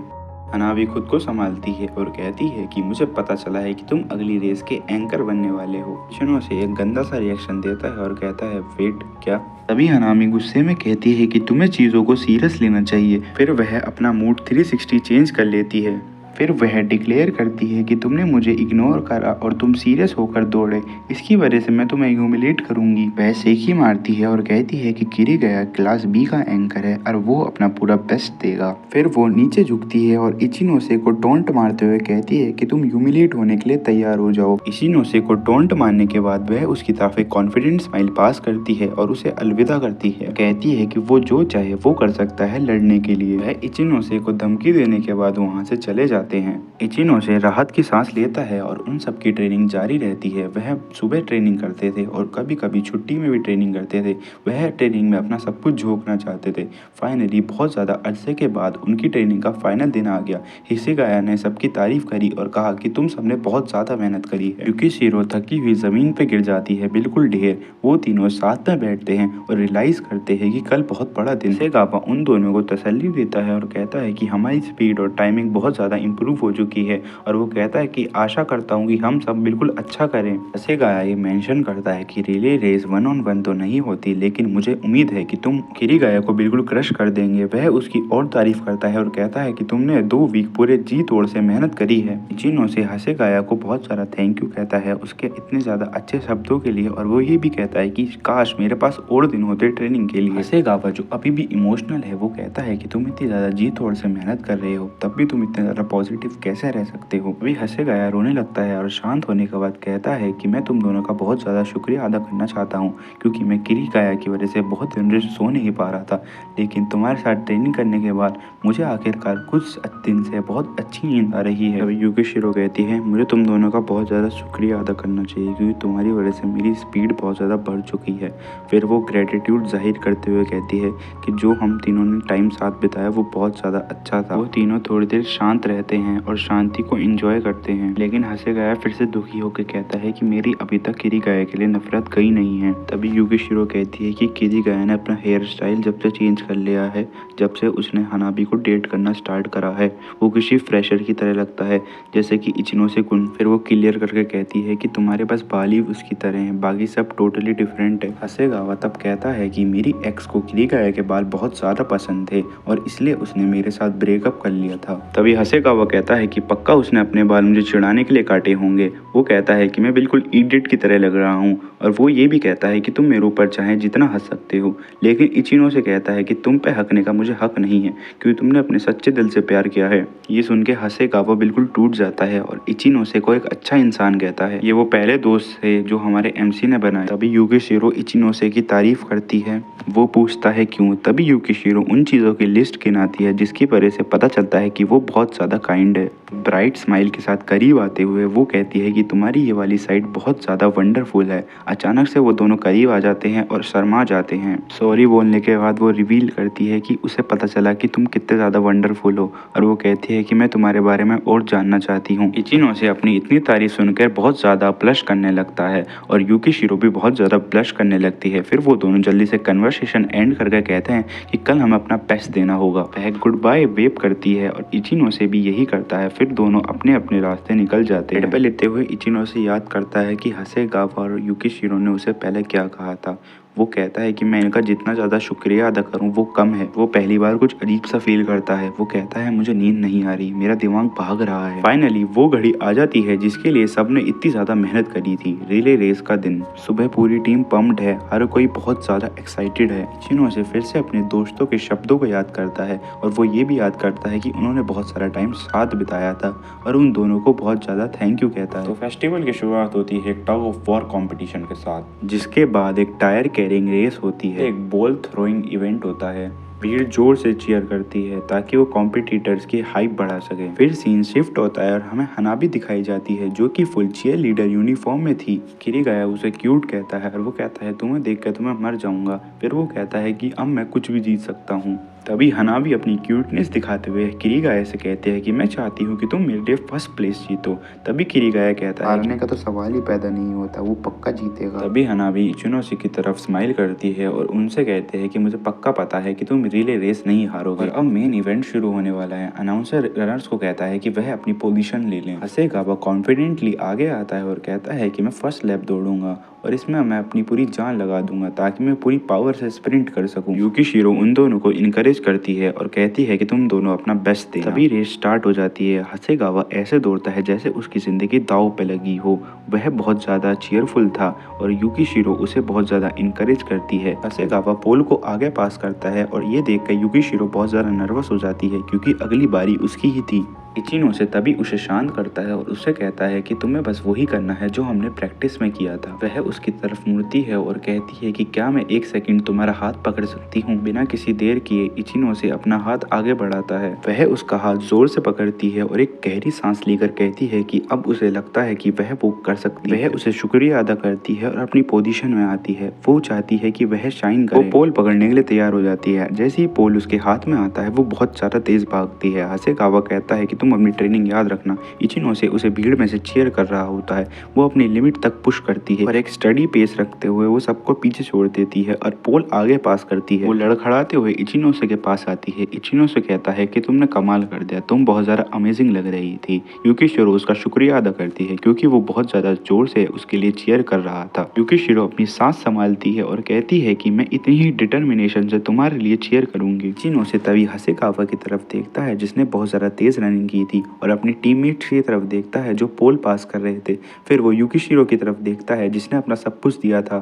तभी उसे एंकर की पोजीशन का बोझ महसूस होता है। उसे उन सब के लिए ग्रेट रिजल्ट लाना होगा। तभी इचिनो रेस की तरफ को देखता है। वो देखता है कि क्लास बी ने बहुत ज़्यादा मैसिव लीड ले रही है और जबकि उसकी क्लास सेकंड पोजीशन में होने के लिए स्ट्रगल कर रही है। उसके अपोनेंट बहुत ज़्यादा कॉन्फिडेंट लग रहे थे और किरीगाया की टीम में से एक टीममेट कहता है कि तुम जैसा तो एंकर बनना भी नहीं चाहिए था। वो हसेगावा का भी मजाक उड़ाता है और ये पॉइंट आउट करता है कि ब्रेकअप के बाद इसकी परफॉर्मेंस बहुत ज़्यादा गिर चुकी है। इन सब के बीच किरीगाया का टीममेट उसे पोल पास कर देता है। बहुत ज़्यादा खुश होकर एक रॉकेट की तरह एक्सेलरेट करके निकल जाता है। इचिनो पीछे की तरफ देखता है और नोटिस करता है कि उसकी टीम थर्ड पोजीशन पे हो गई है। जब सेकंड टीम का एंकर दौड़ना स्टार्ट करता है तो किरीगाया ट्रैक के आधे रास्ता भी कवर कर चुका होता है। आखिरकार इचिनो का टीममेट उसे पोल पास करता है। अब उसका वक्त आ गया है। वो खुद को बहुत ज़्यादा ताकत से आगे धकेलता है। बस घंटों की मेहनत, बस इसी पल के लिए वो ये याद करता है कि उसने अपने दोस्तों के साथ कितनी मेहनत की थी। कुछ ही सेकंड्स में वो सेकंड प्लेस वाले रनर को पीछे छोड़ देता है। वो अपने और किरीगाया के बीच में गैप कम करता है। वो कहता है कि बस गैप मुझे कम नहीं करना, मुझे उससे जीतना है। थोड़ी देर बाद सब बहुत ज्यादा शॉक हो जाते हैं क्योंकि इचिनो बहुत ज्यादा तेजी से स्पीड अप कर रहा था और देखते ही देखते वो किरीगाया से कैचअप कर लेता है। जब किरीगाया पीछे देखता है तो वो बहुत ज्यादा घबरा जाता है क्योंकि इचिनो उसके पीछे ही था। इससे पहले किरीगाया कुछ रिएक्ट कर पाए इचिनो उसे पीछे छोड़ देता है। किरीगाया हारने के बारे में सोच के बहुत ज्यादा फ्रस्ट्रेट हो जाता है और देखते ही देखते इचिनो किरीगाया को हरा देता है। इचिनो पहली बार फील करता है कि जीतना कैसा होता है। सब बहुत ज्यादा खुश हो जाते हैं और हसेगावा अपने आंसू पूछ के इचिनो को और उसके साथ सब टीममेट उसे ऊपर उठा लेते हैं और उसे चीयर करने लगते हैं। हसेगावा जो कि अभी भी इमोशनल था वो इचिनो को गले लगा लेता है और हमें फिर हनाबी का सीन दिखाया जाता है जो दूर से देख के इन्हें बहुत ज्यादा जेलसी फील कर रही होती है। उसी वक्त एक लड़की किरीगाया को ताना मारते हुए कहती है कि एक्चुअली में वो ट्रैक क्लब का पार्ट था और तब भी वो हार गया। वो कहती है कि सिर्फ अच्छा दिखने से ही जीत नहीं मिलती। वो कहती है कि इसकी पर्सनैलिटी भी बहुत ज़्यादा घटिया थी और वो हारना डिजर्व करता था। अब हमें इचिनो का रेस जीतने के बाद का सीन दिखाया जाता है। हसेगावा उसे बुलाता है और कहता है कि अब हम कैरोके पार्टी करने जा रहे हैं और तुम भी आना। फिर इचिनो रियलाइज़ करता है कि वो पहली बार किसी बिग गैदरिंग में जाने वाला है। युकीशिरो कहते हैं कि मुझे भी इन्वाइट आया है और तुम मेरे साथ चलना। जैसे ही वो दोनों जाने की सोचते हैं उन्हें हनाबी दिखती है किरीगाया के साथ। वो दोनों जल्दी से छुप जाते हैं क्योंकि वह दोनों उनसे टकराना नहीं चाहते। उनकी टीम को हराने के बाद उनसे बात करना बहुत ज़्यादा ऑकवर्ड होगा। किरीगाया हनाबी से कहता है कि आज मैं बेस्ट फील नहीं कर रहा था, मुझे मेरी बॉडी भारी लग रही थी इसलिए मैं अपनी पीक पे परफॉर्म नहीं कर पाया। किरीगाया कॉन्फिडेंटली कहता है कि मैं इंटर हाई स्कूल कॉम्पिटिशन में अच्छा परफॉर्म करूंगा। हनाबी उसके बहाने पे अपनी आईब्रो चढ़ाती है और वो साफ तौर पे अनइम्प्रेस्ड लग रही थी। वो उससे कहती है क्या मतलब है तुम्हारा अगली बार से, अब हमारे बीच में जो भी था वो खत्म हो चुका है। किरीगाया हैरान हो जाता है और कहता है कि क्या मतलब है तुम्हारा फेक बॉयफ्रेंड से, हम दोनों तो डेट कर रहे थे। नाभी किरीगाया के ऊपर हंसने लगती है और किरीगाया अपना पॉइंट प्रूफ करने के लिए कहता है कि तुम तो मेरे साथ स्कूल जाना चाहती थी और कभी कभी मेरा हाथ भी पकड़ लेती थी। नाभी कहती है कि तुम अपने दिमाग का यूज़ करना नहीं जानते, लगता है तुम्हारी मसल को बहुत ज़्यादा न्यूट्रिशन की कमी है। वो उससे आगे कहती है कि अब तुम मेरे बॉयफ्रेंड नहीं हो, बस मैं ड्रामा कर रही थी तुम्हारे साथ। नाभी कहती है कि बस एक ही पर्सन था जो कि मेरा बॉयफ्रेंड बनने के लायक था किरीगाया पूछता है कौन, लेकिन वह उसे बताती नहीं है। किरीगाया अपना रिलेशनशिप बचाने के लिए बहुत ज़्यादा डेस्परेट हो जाता है। वो कहता है कि मैंने तुम्हारे लिए अपनी एक्स गर्लफ्रेंड को डंप कर दिया और अपने बाल भी कटवाए ताकि मैं तुम्हारी पसंद से मैच कर सकूं। हनावी इस चीज़ पे हंस के कहती है कि सब कुछ तो तुमने ही चूज़ करा था, मैंने तो तुम्हें करने के लिए कुछ भी नहीं कहा था। वो कहती है कि तुम तो बहुत ज़्यादा यूजलेस हो और तुम खुद को ही इतना ज़्यादा शर्मिंदा कर रहे हो। फिर वो उससे कहती है कि तुम मुझे अपने दिमाग से निकाल दो। किरीगाया की और बेइज्जती करके कहती है कि अब मुझे तुम्हारी ज़रूरत नहीं है, तुम बहुत ज़्यादा यूजलेस बन चुके हो और मैं नहीं चाहती कि अब तुम मेरे आसपास रहो। फिर जैसे ही वो आगे बढ़ती है तो वो इचिनोसे के साथ युकिशिरो को देखती है। वो उन दोनों से पूछती है कि तुम दोनों यहाँ पे क्या कर रहे हो। फिर वो कहती है कि क्या तुम मेरा मजाक उड़ाने आए हो। हनावी तभी इचिनोसे से कहती है कि तुम ये मत समझना कि मैं हार गई, मैं बस उस किरीगाया की वजह से हारी हूँ। और वो आगे कहती है कि मैंने अभी तुम्हारे ऊपर गिव अप नहीं करा है। इचिनोसे तभी कहता है कि मैं तुम्हारे पास वापस कभी नहीं आऊँगा, क्या तुम्हें दिखता नहीं है मैं कितना ज़्यादा मच बेटर बन चुका हूँ तुम्हारे से दूर जाने के बाद। वो बोहे चढ़ा कर कहती है कि तुम मुझे गुस्सा दिलाने में बहुत ज़्यादा अच्छे हो। हनावी तभी ये कहती है कि अभी सब कुछ खत्म नहीं हुआ है, तुम मेरे रिवेंज के लिए रेडी रहना। फिर वो पीछे मुड़ती है और वहाँ से चली जाती है। उसके जाने के बाद हमारा प्रोटैगनिस्ट युकिशिरो की तरफ मुड़ता है और कहता है कि सॉरी, तुम्हें इतनी ज़्यादा बकवास कन्वर्सेशन देखनी पड़ी। युकिशिरो उसे टाल देती है और कहती है अरे नहीं नहीं, मुझे इससे कोई दिक्कत नहीं हुई। युकिशिरो उससे पूछती है कि क्या तुम ठीक हो। उसके रिप्लाई में कहता है कि हाँ मैं ठीक हूँ। फिर शाम को इचिनोसे अपने दोस्तों के साथ कैरियोके पार्टी में जाता है। सबकी एनर्जी बहुत ज़्यादा हाई है और सब अभी दिन के इवेंट के बारे में ही बात कर रहे हैं। वो इचिनोसे की तरफ पॉइंट आउट करते कहते हैं कि ये हमारा MVP है। सब एक दूसरे की तारीफ करते हैं, कहते हैं कि तुमने बहुत अच्छी रेस करी और खासकर इचिनोसे की। सब लोग इचिनोसे की बहुत ज़्यादा तारीफ करने लगते हैं और कहते हैं कि तुमने बहुत ज़्यादा अच्छी परफॉर्मेंस दी और ये भी कहते हैं कि तुमने अपनी लिमिट्स को बहुत ज़्यादा पुश किया। प्रोटैगनिस्ट हम्बल रहता है और कहता है कि तुम्हें मेरा शुक्रिया अदा करने की कोई ज़रूरत नहीं है, हम बस इसलिए जीते हैं क्योंकि सब ने अपनी पूरी मेहनत करी। वो सब इचिनोसे के एटीट्यूड से बहुत ज़्यादा इम्प्रेस हो जाते हैं और कहते हैं कि तुम बहुत ज़्यादा अच्छे हो। इचिनोसे बहुत सारे लोगों को जानता है और वो ये पॉइंट आउट करता है कि क्लास रेप वो लोग हैं जो किसी को भी लोनली फील करने नहीं देते। एक पॉइंट पे वो युकिशिरो से सॉन्ग के बारे में बात करता है, कहता है कि ये सॉन्ग बहुत ज़्यादा ब्यूटीफुल है जो बज रहा है। तभी हंसेगा वो गाना स्टार्ट कर देता है और कहता है कि ये सॉन्ग डेडिकेटेड है मेरे दोस्त को। वो कहता है कि सबको तो पता है कि मेरी एक्स ने मुझे डंप कर दिया था, लेकिन मेरे इस दोस्त ने मुझे उससे बदला लेने में हेल्प करी। सबको फिर महसूस होता है कि इचिनोसे ने सिर्फ रेस ही नहीं जीती लेकिन अपने दोस्त की भी बहुत ज़्यादा मदद करी है। इचिनोसे जैसे ही खुद को एक्सप्लेन करने की कोशिश करता है लेकिन ग्रुप तो उसकी काइंडनेस से बहुत ज़्यादा इम्प्रेस हो चुका था। वो कहता है कि मैं तो बस युकिशिरो की प्रैक्टिस में मदद करना चाहता था, लेकिन वो सब कहते हैं कि तुम बहुत ज़्यादा काइंड हो और तुम बहुत ज़्यादा वंडरफुल भी हो। तभी सारे लड़के कहते हैं कि तुम्हारे सिर्फ लुक्स ही अच्छे नहीं है, तुम्हारी पर्सनैलिटी भी बहुत ज़्यादा अच्छी है। युकिशिरो कहती है कि इचिनोसे तुम बहुत ज़्यादा इनक्रेडिबल हो, बिल्कुल किसी हीरो की तरह, और सब तुम्हारी रिस्पेक्ट करते हैं और मैं भी खुद को रोक नहीं पाई तुम्हें एडमायर करने से। युकिशिरो कहती है कि आज तुम दौड़ते हुए बहुत ज़्यादा कूल लग रहे थे और जब मैंने तुम्हारी नज़रों का पीछा किया तो मेरी चेस्ट मुझे बहुत ज़्यादा भारी लगी और ऐसा लगा जैसे कि मैं सफोकेशन से मर जाऊंगी। और ये बोलने के बाद वो दोनों ऑकवर्ड हो जाते हैं और इचिनोसे अपने मन में सोचता है कि अजीब सी फीलिंग क्या है। फिर वो दोनों एक कंफर्टेबल खामोशी में आ जाते हैं, दोस्तों को अपने गाते हुए सुनते हैं और बहुत ज़्यादा इंजॉय करते हैं। इचिनोसे उन सबको मज़ा करते हुए देख के बहुत ज़्यादा खुश हो जाता है। फिर वो अपना दिमाग शांत करने के लिए थोड़ी देर बाहर जाता है और वो वहाँ देखता है कि दो लड़कियाँ बात कर रही हैं। वो दोनों उसकी ही क्लास की थी। फिर वो दोनों कन्वर्सेशन करके उन सब की बेइज्जती करते हुए कहती है कि मीनागुची-सान और बाकी सब इचिनोसे के बहुत ज़्यादा करीब जाने की कोशिश कर रहे हैं। फिर वो दोनों कहती हैं कि ये सब कुत्तों की तरह है जो कि बस आसपास घूमते रहते हैं। इचिनोसे सोचता है कि शायद इन दोनों को मिसअंडरस्टैंडिंग हो चुकी है क्योंकि मीनागाची-सान मेरे से बात करने की कोशिश तो कर रही थी लेकिन वो मेरे ज़्यादा करीब नहीं आ रही थी। फिर वो दोनों आगे बॉयज़ की बेइज्जती करते हुए कहती हैं कि बॉयज़ तो सिर्फ 2D में अच्छे लगते हैं, इन जैसे बॉयज़ तो मुझे पिक की तरह लगते हैं। इचिनोसे को थोड़ा बुरा लगता है क्योंकि वो दोनों उसके पीठ पीछे बातें कर रही थी। वो कहता है कि मीनागुची-सान इनकी बातों से बिल्कुल अपोजिट है। जब वो कैरियोके पार्टी में वापस आता है तो वो देखता है कि मीनागुची-सान गाना गा रही हैं और बाकी सब इंजॉय कर रहे हैं। फिर तभी एक बंदा कहता है कि मुझे बहुत ज़्यादा मज़ा आया क्लास को एक साथ देख के। तभी एक बंदा वहाँ सजेस्ट करता है कि ये अब हमें दोबारा करना चाहिए। अभी सारे लड़के डिसाइड करते हैं कि अगली गैदरिंग बस बॉयज़ के लिए होनी चाहिए, लेकिन गर्ल्स कहती है कि ये गलत बात है। हमारा लड़का इचिनोसे एग्री करता है। इचिनोसे तभी आगे बढ़ता है और वो आसपास देखता है तो उसे अजीब सी सेंसेशन महसूस होती है जैसे कि उसने किसी की शैडो को मूव होते हुए देखा हो। इचिनोसे इस चीज़ को इग्नोर कर देता है। वो सोचता है कि शायद ये मेरी इमेजिनेशन होगी, क्या फिर कोई आवारा बिल्ली। युकिशिरो इचिनोसे से कहती है क्या तुम मेरे साथ थोड़ी दूर तक चल सकते हो जब तक हम अलग नहीं हो जाते। इचिनो से बिना किसी हिचकिचाहट के उसे हाँ कर देता है और कहता है कि मैं मेक श्योर करूंगा कि तुम सेफली घर पहुंच जाओ, क्योंकि पहले ही बहुत ज़्यादा देर हो चुकी है और मैं नहीं चाहता कि एक लड़की रात में अकेले चले। युकिशिरो तभी कहती है कि बिना किसी एफर्ट के तुम इतनी सारी प्यारी बातें कैसे कह सकते हो, मेरा दिल ये सब हैंडल नहीं कर सकता। उसका चेहरा लाल हो जाता है जैसे ही सारे क्लासमेट उसकी तरफ वेव करके उसे अलविदा करते हैं। एक तरफ हनाबी एक जगह छुप के इस सीन को देखती है और कहती है कि इचिनो से बस उसका है। हनाबी चाहती है कि इचिनो से का चार्म कोई और डिस्कवर ना करे, क्योंकि अगर उन लोगों ने कर लिया तो इचिनो से हर लड़की का टारगेट बन जाएगा।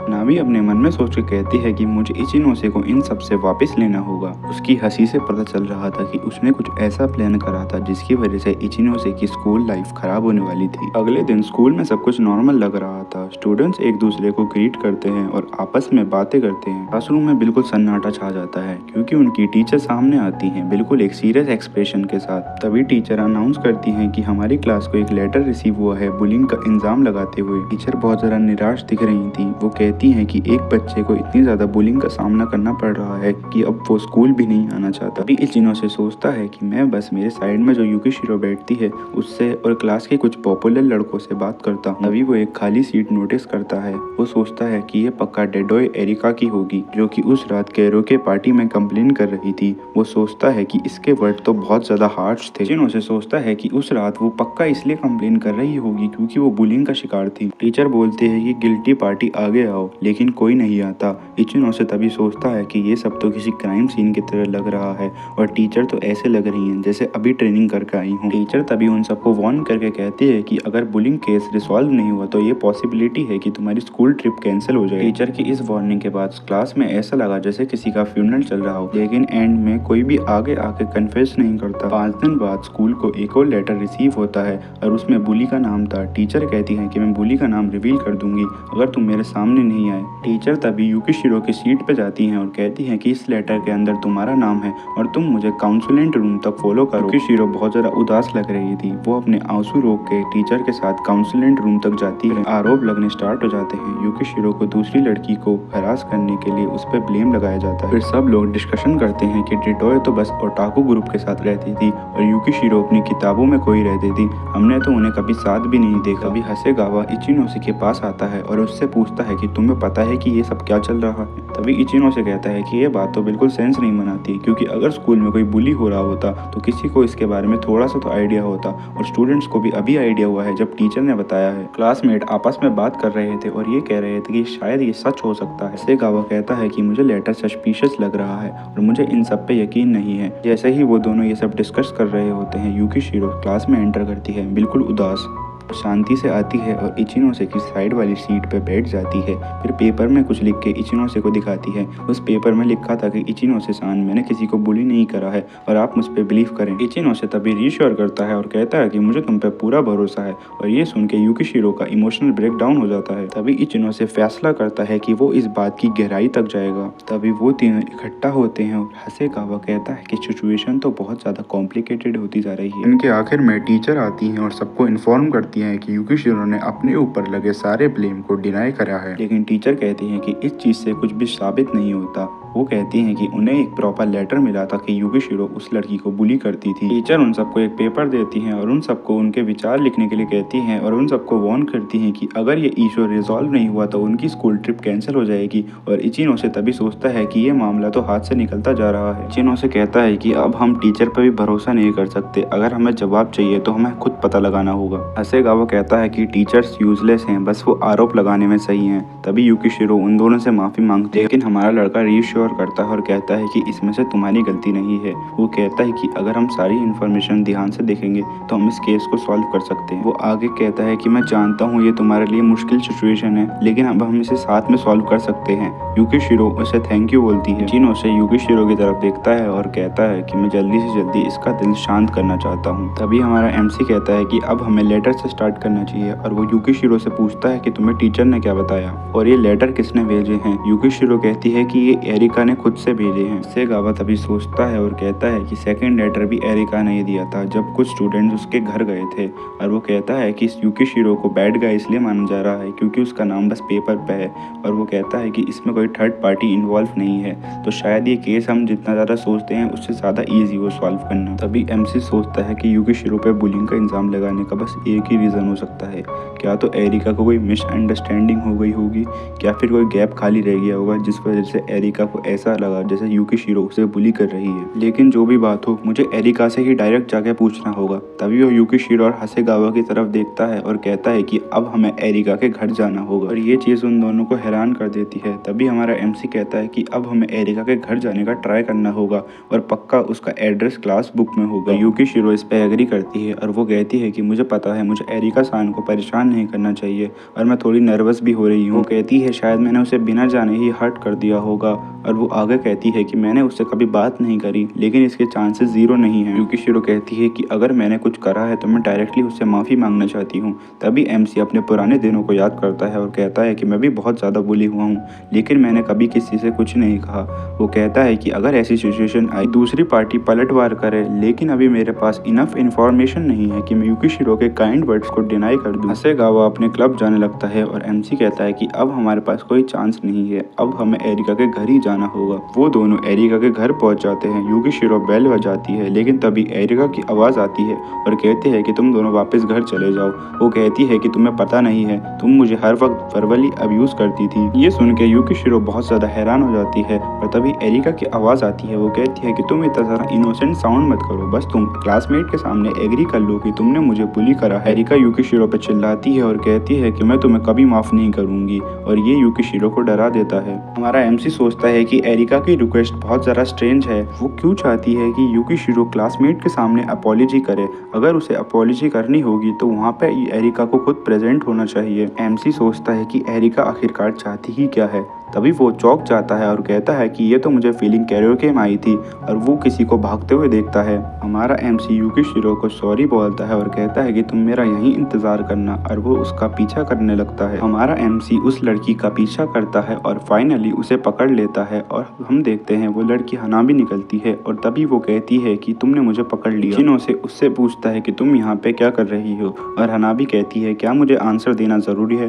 तभी इचिनो से अपने मन में सोचता है क्या ये एरिका बुलिंग केस में इन्वॉल्व है। वो सोचता है कि उससे अचानक ऐसी जगह पे मिलना बहुत ज़्यादा अजीब है, और हनाबी भी बहुत ज़्यादा अमेज्ड लग रही है। हनाबी तभी हमारे एमसी से पूछती है कि तुम्हें क्या हो गया है, तुम इतना डेस्परेटली मेरा पीछा क्यों कर रहे हो? हनाबी तभी हमारे एमसी के करीब आती है और उससे कहते हैं कि तुमने कहा था कि अब हम दोनों स्ट्रेंजर्स हैं, लेकिन मुझे पता है कि तुम मेरे बिना बहुत ज़्यादा लोनली और हेल्पलेस हो जाते हो। फिर वो आगे कहती है कि तुम्हें पता है मैं बहुत ज़्यादा काइंड हूँ, अगर तुम मेरे सामने अपॉलॉजी मांगोगे और मुझसे चिपक जाओगे तो मैं तुम्हें माफ़ कर दूंगी। इचिनो से उसके मुंह पे बोल देता है नो थैंक्स, और वो कहता है कि मैं स्ट्रेट टू द पॉइंट बात करूंगा। क्या तुम अभी हमारे क्लास में जो बुली का केस चल रहा है, क्या तुम उसमें इन्वॉल्व हो? और ये सुन के हनाबी बहुत ज़्यादा हैरान हो जाती है। वो कहती है कि तुम किस चीज़ के बारे में बात कर रहे हो? तभी हमारा एमसी हनाबी को कॉर्नर कर देता है, और ये देख के हनाबी बहुत ज़्यादा ब्लश करने लगती है। इचिनो से तभी सोचता है कि ये ब्लश क्यों कर रही है, क्या ये भाग रही थी इसलिए? लेकिन वो सोचता है कि ये सब अभी मैटर नहीं करता, अभी जो मैटर करता है वो है बुलिंग केस। इचिनो से उससे कहता है कि तुम ये बंद करो झूठ बोलना, मैं तुम्हें बचपन से जानता हूँ। और ये देख के हनाबी हंसने लगती है और कहती है कि एज एक्सपेक्टेड तुम मुझे बहुत अच्छे से जानते हो। तभी वो कहता है कि मैं इस चीज़ से सरप्राइज नहीं हूँ कि तुम मुझसे झूठ बोलती हो। तभी इचिनो से एक्सप्लेन करता है और कहता है कि तुम बचपन से हमारे आसपास जितने भी अडल्ट थे उनसे झूठ बोल रही थी और उन्हें धोखा दे रही थी, और मैं तुम्हारे हर वक्त साथ था, कोई चांस नहीं है कि मैं तुम्हारी हरकतों में फंस जाऊंगा। हम एक सीन देखते हैं जिसमें हनाबी एक बिल्ली ढूंढने का क्रेडिट लेती है और रिवॉर्ड को एंजॉय करती है, बल्कि वो बिल्ली हमारे एमसी ने ढूंढी थी। इचिनो से उससे कहता है कि तुम मुझे पागल नहीं बना सकती। हनाबी तभी कहती है ओ तुमने मुझे पकड़ लिया, और वो कहती है कि मैं इसलिए पैनिक में भाग रही थी, मैंने सोचा मैं क्यूट लगूंगी। इचिनो से उससे पूछता है कि ऐसा इस बार तुमने क्या कर दिया, क्या तुमने ही एरिका को ऑर्डर दिया था कि वो सारी क्लास के सामने कन्फेस करे कि युकिशिरो से बुली कर रही है? हनाबी कहती है जैसे मैं उसे ऑर्डर दे सकती हूँ, मैंने बस उसकी प्रॉब्लम्स पे थोड़ी सी एडवाइस दी थी। क्लासमेट के बीच की खुशी उसे इरिटेट कर रही रही थी।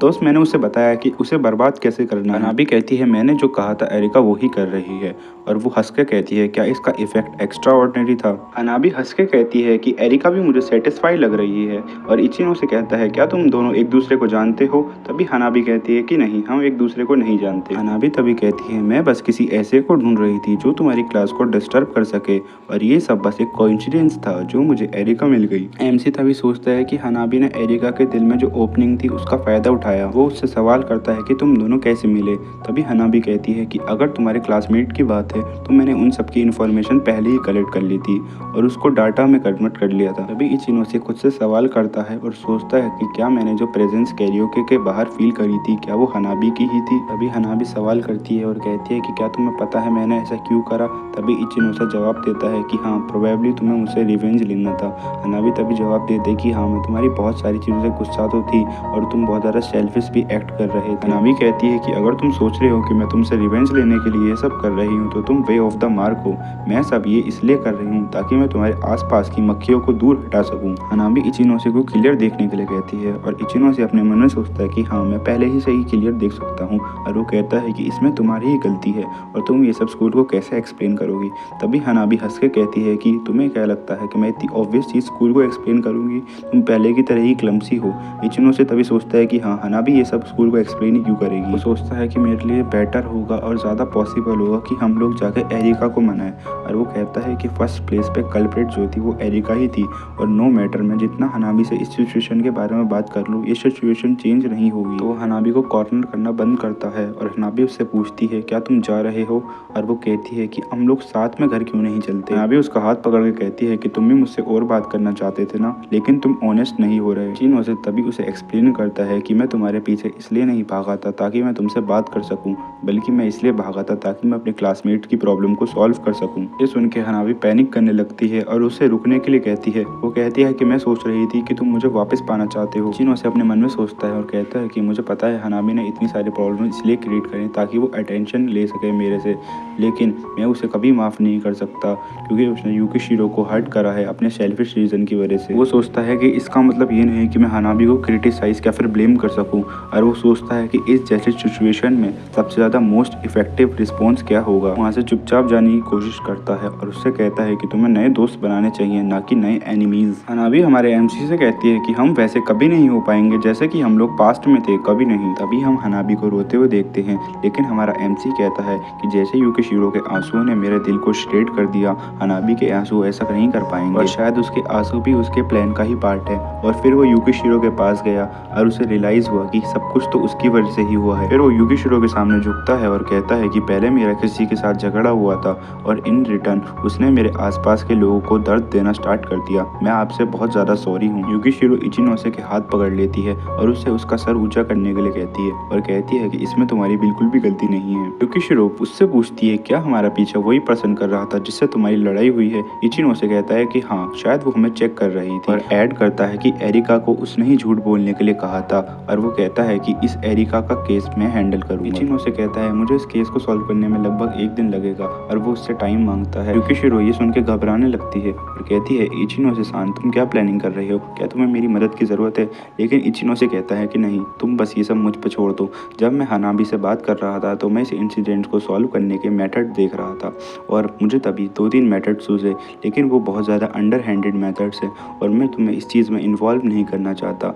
तुम बहुत ज़्यादा अनईजी फील कर सकती हो, लेकिन मैं इस केस को जल्दी ही सुलझा दूंगा। अभी युकिशिरो से थैंक यू बोलती है और पूछती है क्या तुम्हारा जिस पर्सन से झगड़ा हुआ था क्या वो ठीक है। तभी इचिनोसे थोड़े सदमे में चला जाता है और वो सोचता है कि मुझे इसे डिटेल एक्सप्लेन करने का भी टाइम नहीं है, लेकिन मुझे इसे एक्सप्लेन करना ही होगा, वो साइकोलॉजिकल अब्यूज़ जो मेरे और हनाबी के बीच में था। लेकिन अगर मैं इस बारे में अभी बात करता हूँ तो इसे ऐसा लगेगा जैसे कि मैं हनाबी का विक्टिम हूँ, और ये बात सही है, मैं उसका विक्टिम हूँ, लेकिन अभी ये बहुत ज़्यादा बैड कंडीशन में है। युकिशिरो उसकी चिंता करने लगेगी और कहेगी तुम्हारी इसमें गलती नहीं है। हालांकि युकिशिरो बहुत ज़्यादा बैड कंडीशन में है और ये सब हनाबी के वजह से हुआ है, तो युकिशिरो को जानने का हक है कि उसके साथ ऐसा क्यों हुआ।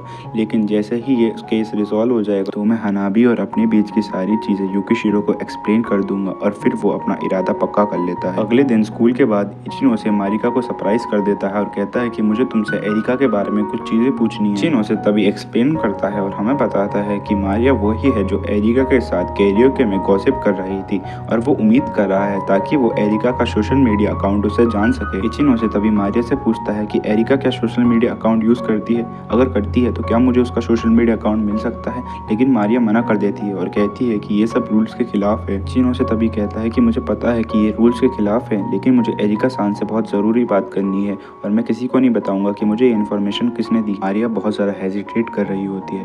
तभी इचिनो से कहता है कि तुम्हें तो ये फैक्ट पता ही होगा कि युकिशिरो ने उसे बुली नहीं करा है, क्या तुम उसके खिलाफ गवाही देने में मेरी मदद कर सकती हो। वो कहता है कि युकिशिरो सान इस इंसिडेंट से बहुत ज़्यादा डीपली हर्ट है। वो मारिया के सामने झुकता है और उससे हेल्प मांगता है, लेकिन मारिया उसके मुंह पे मना कर देती है। वो कहती है कि मैं परवाह ही क्यों करूँ, अगर युकिशिरो सान ट्रबल में है, मेरा उससे कोई ताल्लुक नहीं है। फिर वो कहती है कि मैं किसी के मैटर में इन्वॉल्व नहीं होती जब तक मेरा उस चीज़ में कोई काम ना हो। इचिनो से कहता है क्या तुम एरिका की दोस्त नहीं हो। वो कहती है कि हम दोस्त तो नहीं हैं, हम ज़्यादातर गीकमेट्स की तरह रहते हैं। गीकमेट्स वो होते हैं जिनका सेम ही चीज़ में इंटरेस्ट होता है, जैसे इन दोनों का मांगा और फिक्शनल कैरेक्टर में इंटरेस्ट है। तभी एमसी सोचता है कि सर्टेनली मुझे इसके बिहेवियर से ऐसा तो नहीं लग रहा कि जैसे ये दोनों बहुत ज़्यादा करीबी दोस्त हैं, लेकिन मुझे इससे अपनी डिमांड्स मनवानी ही पड़ी। अभी इचिनो से कहता है क्या तुम्हारे मन में एरिका के लिए कोई हार्ट फीलिंग्स नहीं है, क्या तुम मेरी मदद नहीं कर सकती। वो कहती है कि मुझे गलत मत समझना, मैं ये सब एरिका के लिए नहीं कर रही, लेकिन इसमें मेरा बस लॉस ही है, तो मैं तुम्हें नहीं बताऊंगा। तभी इचिनो से कहता है क्या तुम मेरे साथ कोऑपरेट नहीं करोगी। फिर इचिनो से सोचता है कि मुझे पता था कन्वर्सेशन यहाँ तक आ सकती है। इचिनो से सोचता है कि अब मेरे पास कोई भी चारा नहीं है, अब मुझे अपना ट्रम्प कार्ड यूज करना ही पड़ेगा जो मैंने लास्ट मूवमेंट के लिए छुपा के रखा था। इचिनो से कहता है कि मैं समझ सकता हूँ कि तुम मेरी मदद नहीं करना चाहती। फिर वो कहता है कि अब हमें एक चीज एक्सचेंज करनी चाहिए। वो कहता है क्या तुम एरिका के साथ कैरियोके में थी स्पोर्ट फेस्टिवल के दौरान बाथरूम के पास हॉलवेज में। और ये सुन के वो बहुत ज्यादा घबरा जाती है। वो उससे घबराते हुए पूछती है कि तुम्हें ये सब कैसे पता। तो वो जवाब देता है कि मैं बस सुनने लायक दूरी पे था। वो कहता है कि मैंने सुना था कि तुम एरिका के साथ हमारे क्लासमेट की बुराई कर रही थी, तुम उनकी नाम लेके बहुत ज़्यादा बुराई कर रही थी, और अगर मैंने ये सब उन सबको बता दिया तो वो बहुत ज़्यादा गुस्सा हो सकते हैं। और वो कहता है कि तुम जिनकी बुराई कर रही थी वो क्लास के की मेंबर्स हैं, अगर उन्हें मैंने ये बात बता दी तो तुम्हारे आने वाले साल बहुत ज़्यादा मुसीबत में जा सकते हैं। लेकिन तभी वो कहते हैं कि तुम्हारी बात पे कौन ही यकीन करेगा। फिर वो उससे पूछती है कि तुम्हारे पास तो कोई प्रूफ भी नहीं है। लेकिन हमारा इचिनो से कहता है कि मेरे पास एक एग्जाम्पल है, जैसे कि युकिशिरो के साथ हुआ। वो कहता है कि सबको पता है कि युकिशिरो ने एरिका को बुली नहीं करा है और उसके काइंड नेचर के बारे में सब जानते हैं, लेकिन जैसे ही रूमर्स फैले तो क्लासमेट उसके बारे में बात करने लगे। और तुम्हें पता है कि अगर मैंने क्लासमेट को ये बता दिया तो रूमर्स फैलने में टाइम नहीं लगता। इचिनो से कहता है कि किसी को परवाह नहीं होगी कि सच कहाँ है। और ये सुन के मारिया बहुत ज़्यादा डर जाती है क्योंकि वो भी सेम कंडीशन में हो सकती है। और इचिनो से कहता है कि अगर किसी के पास एविडेंस ना हो तो बस वो इस हरास में फंस के रह जाता है। अभी वो कहती है कि अगर मैं तुम्हें एरिका का सोशल मीडिया अकाउंट दे दूँ तो तुम इसके बारे में किसी को नहीं बताओगे।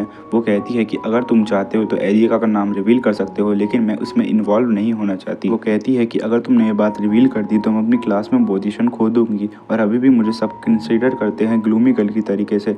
लेकिन इचिनो से कहता है कि मैं तुमसे प्रॉमिस करता हूँ मैं इसके बारे में किसी को नहीं बताऊंगा। इचिनो से कहता है कि किसी के पीठ पीछे गॉसिप करना बहुत ज़्यादा बुरी बात है। और वो कहता है क्या तुम मिनीगुची और अदर से बहुत ज़्यादा जेलस थी। तभी इचिनो से शांत आंखों से उसे देखता है और कहता है कि मैं भी ऐसा ही फील करता हूँ, मैं भी बहुत सालों से लोनर हूँ और सबको इतना ज़्यादा मज़े करके देख मैं उन्हें एडमायर करने से नहीं रोक पाता। वो कहता है कि मुझे पता है कि तुम्हारी जेलेसी क्लास के पॉपुलर बच्चों से थी। और वो कहता है कि मैं तुम्हें समझता हूँ क्योंकि मैं भी कभी कभी ऐसा ही फील करता था। अभी हम मारिया को एक नई रोशनी में देखते हैं और वो कहती है कि मैं ये बिलीव नहीं कर सकती कि 3D में भी ऐसे लोग एग्जिस्ट करते हैं, इतने ज़्यादा कूल, काइंड और केयरिंग। वो कहती है ये तो एक मिरेकल है। इचिनो से तभी सवाल करता है और कहता है कि मैं सुन नहीं पा रहा, तुम इतनी ज़्यादा तेज़ तेज़ क्या बोल रही हो।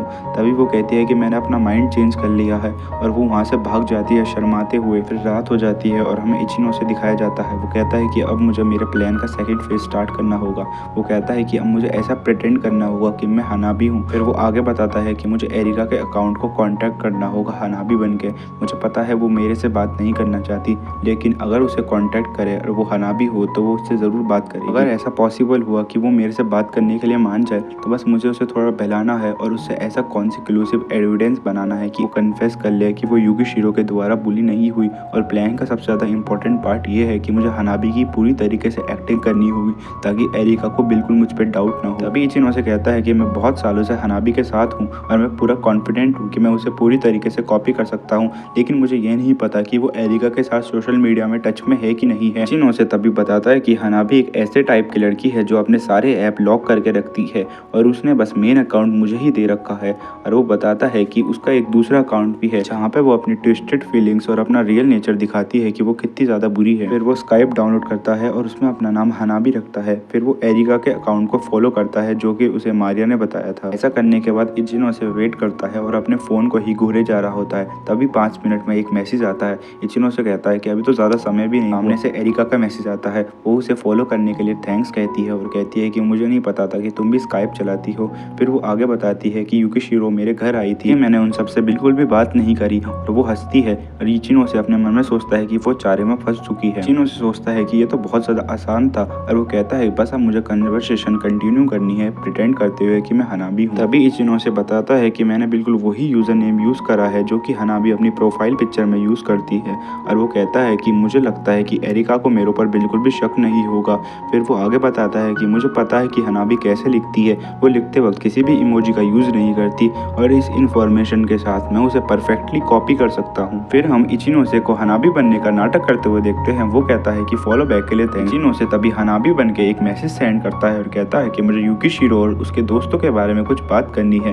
एरिका का मैसेज आता है, हाँ तुम मुझे बताओ क्या बात है। तभी हनाबी मैसेज करती है और पूछती है कि आज युकिशिरो आई थी तो उसके साथ कोई और भी था। तभी एरिका मैसेज करती है, हाँ एक लड़का था, तुम्हें बिलीव नहीं हो रहा ना। हनाबी तभी मैसेज करके बताती है, हाँ वो मेरा बचपन का दोस्त था। तभी हनाबी कहती है कि जब तुमने उन्हें घर से बाहर निकाल दिया था तो वो मेरे से टकरा गया था और उसने मुझसे बहुत सारे क्वेश्चन पूछे और एक एडवाइस भी मांगी। एरिका पूछती है, क्या तुम मेरे घर के आसपास थी। तभी इचिनो से का मैसेज आता है कि हाँ। इचिनो से हनाबी बन के मैसेज करता है कि जब हम दोनों बात कर रहे थे तो युकिशिरो ने कहा कि मैंने किसी को बुली नहीं करा और ये सिचुएशन कोई सेंस नहीं बनाती, लेकिन मैंने उससे कहा कि मुझे लगता है कि तुमने उसे अनजाने में ऑफेंड कर दिया होगा और मुझे लगता है कि तुम्हें उससे माफ़ी मांगनी चाहिए। तभी वो एक और मैसेज सेंड करता है और कहता है कि युकिशिरो ने यह प्लान करा है कि वो कल सबके सामने माफ़ी मांग लेगी। और एरिका इस पर बहुत ज़्यादा स्माइल करके कहती है कि मुझे बिलीव नहीं हो रहा। अभी उसका हंसते हुए मैसेज आता है और वो कहती है कि वो कितनी ज़्यादा पागल लड़की है, वो उस चीज़ पर माफ़ी मांगने वाली है जो चीज़ उसने कभी करी ही नहीं।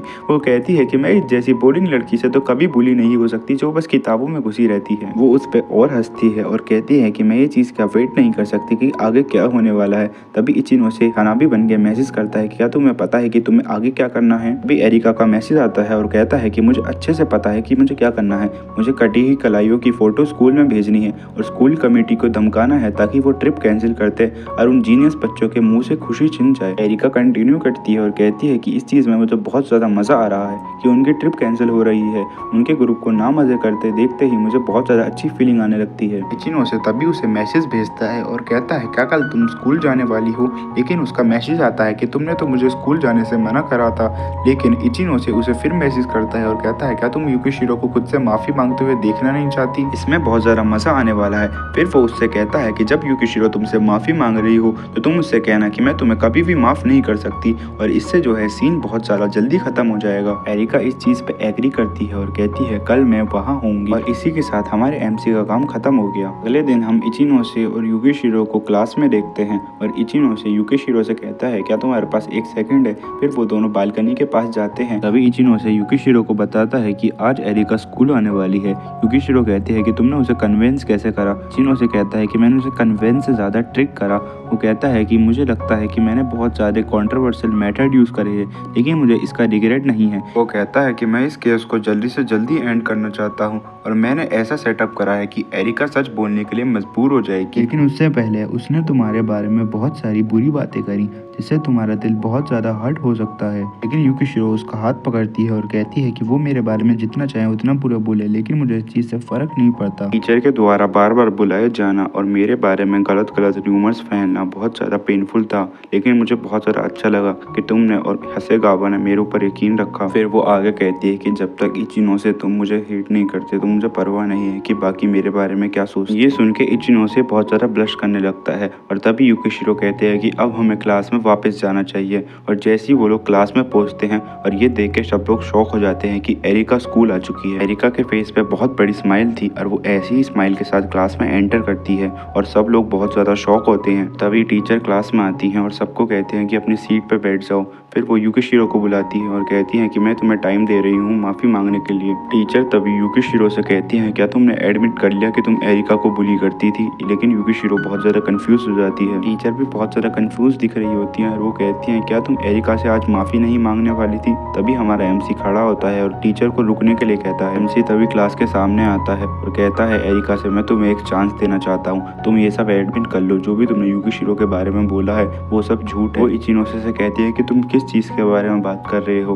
क्या युकिशिरो अपोलोजाइज नहीं करने वाली। लेकिन एमसी कहता है कि मैं चाहता था कि तुम सच बोल दो, लेकिन लातों के भूत बातों से नहीं मानते और वो कहता है कि मेरे पास प्रूफ है और मैं ये सबको दिखा दूंगा। तभी इचिनोसे कुछ पेपर्स लेता है और क्लास में बांटने लगता है।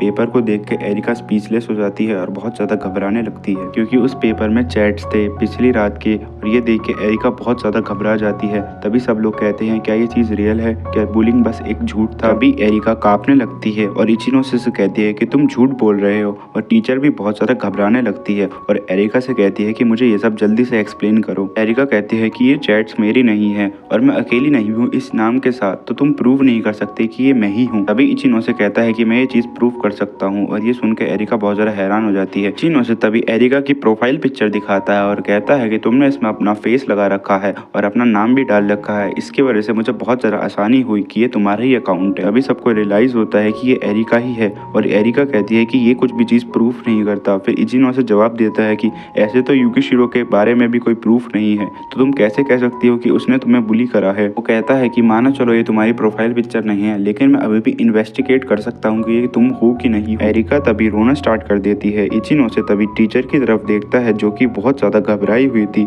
वो कहता है कि इस क्लियर एविडेंस की वजह से पता चलता है कि युकिशिरो इनोसेंट है। टीचर तभी क्लास की तरफ देखती है और सारी क्लास उसकी तरफ शौक से देख रही होती है। वो कहती है कि मैं युकिशिरो को इन सब चीज़ों के लिए ब्लेम नहीं करना चाह रही थी, मैं तो बस शक क्लियर करना चाह रही थी, लेकिन सब उसकी तरफ बहुत ज़्यादा शौक में देख रहे होते हैं। फिर तभी टीचर झुक जाती है उनके सामने। टीचर तभी कहती है मैं बहुत ज़्यादा शर्मिंदा हूँ और मैं युकिशिरो और तुम सबसे माफ़ी मांगना चाहती हूँ अपने एक्शन के लिए, मुझे माफ़ कर दे। हमारा एमसी युकिशिरो की तरफ देखता है और वो हाँ में सर हिलाती है। तभी इचिनोसे टीचर से कहता है कि मुझे एक चीज़ कंफर्म करनी है, क्या स्कूल ट्रिप हो रही है, और टीचर हाँ में जवाब देती है। और ये सुन के पूरी क्लास बहुत ज़्यादा खुश हो जाती है, पूरी क्लास का एटमॉस्फेयर चेंज हो जाता है। फिर वो एरिका को अपने साथ ले जाती है। फिर सब युकिशिरो के आसपास जमा हो जाते हैं और उससे कहते हैं कि हम लोगों ने एक्सपेक्ट नहीं करा था कि एरिका ऐसी होगी, और उससे माफ़ी मांगने लगते हैं कि हमने तुम्हें डिफेंड करने के लिए कुछ नहीं करा। युकिशिरो कहती है कि ये सब ओके है, और वो कहती है कि मैं भी ब्लेम के लायक हूँ क्योंकि मेरी वजह से स्कूल ट्रिप कैंसिल हो जाती। तभी हारुतो कहता है कि इसमें तुम्हारी गलती नहीं है, तुम यहाँ पे रियल विक्टिम हो, तुमने कुछ गलत नहीं करा है। फिर वो आगे कहता है कि हम सब की स्कूल ट्रिप कैंसिल हो जाती, इस वजह से हम सीधा नहीं सोच पा रहे थे। मिनीगुची और बाकी सब बहुत ज़्यादा शर्मिंदा हैं और वो कहते हैं कि हमें तुम्हारी साइड की स्टोरी भी सुननी चाहिए थी। वो लोग युकिशिरो से बहुत ज़्यादा माफ़ी मांगने लगते हैं। तभी युकिशिरो एमसी की तरफ देखती है और कहती है कि मुझे नहीं पता कि इसमें क्या करना है। तभी एमसी इंटरप्ट करता है और कहता है कि अब हमें सब्जेक्ट चेंज कर देना चाहिए, युकिशिरो समझ सकती है कि तुम सब कैसा फील कर रहे हो। सब लोग इस पे एग्री करते हैं और वो बोलते हैं कि अगर हम इस पे कंटिन्यू करेंगे बात करना तो इससे युकिशिरो को ही बुरा फील होगा।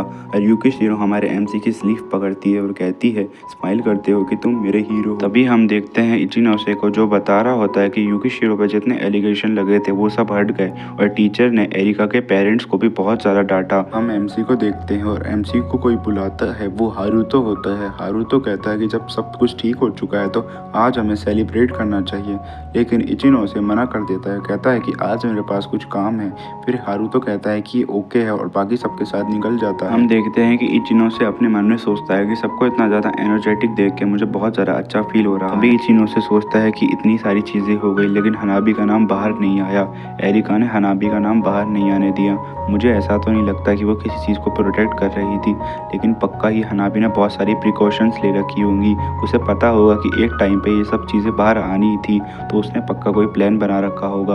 और वो बताता है कि जब से वो छोटे थे हनाबी बिना किसी दिक्कत के सारी डिफ़िकल्टीज़ को पार कर लेती थी। वो आगे बताता है कि टीचर ने उससे बहुत ज़्यादा पूछने की कोशिश करी कि मेन मास्टरमाइंड कौन है, लेकिन मैंने उन्हें नहीं बताया। मैंने उनसे कहा कि मुझे आप पे भरोसा नहीं है, और टीचर्स को ये सब बताने से बहुत सारी चीज़ें कॉम्प्लिकेटेड हो जाती। इचिनोसे कहता है कि मैं इस चीज़ में अब हनाबी को इन्वॉल्व नहीं करना चाहता, मैं चाहता हूँ कि अगर उसमें चेंज आए तो वो उसके अंदर से आए। इचिनोसे तभी युकिशिरो को देखता है और सोचता है कि ये यहाँ पे रियल विक्टिम है, और उससे कहता है क्या हम थोड़ी देर के लिए बात कर सकते हैं। हमें उन दोनों को एक पार्क में जाते हुए दिखाया जाता है और युकिशिरो तभी एक झूले पे बैठती है और कहती है कि ये नॉस्टैल्जिक फील हो रहा है। तभी इचिनो से अपने मन में सोचता है और कहता है क्या ये मेरा मूड लाइटन करने की कोशिश कर रही है।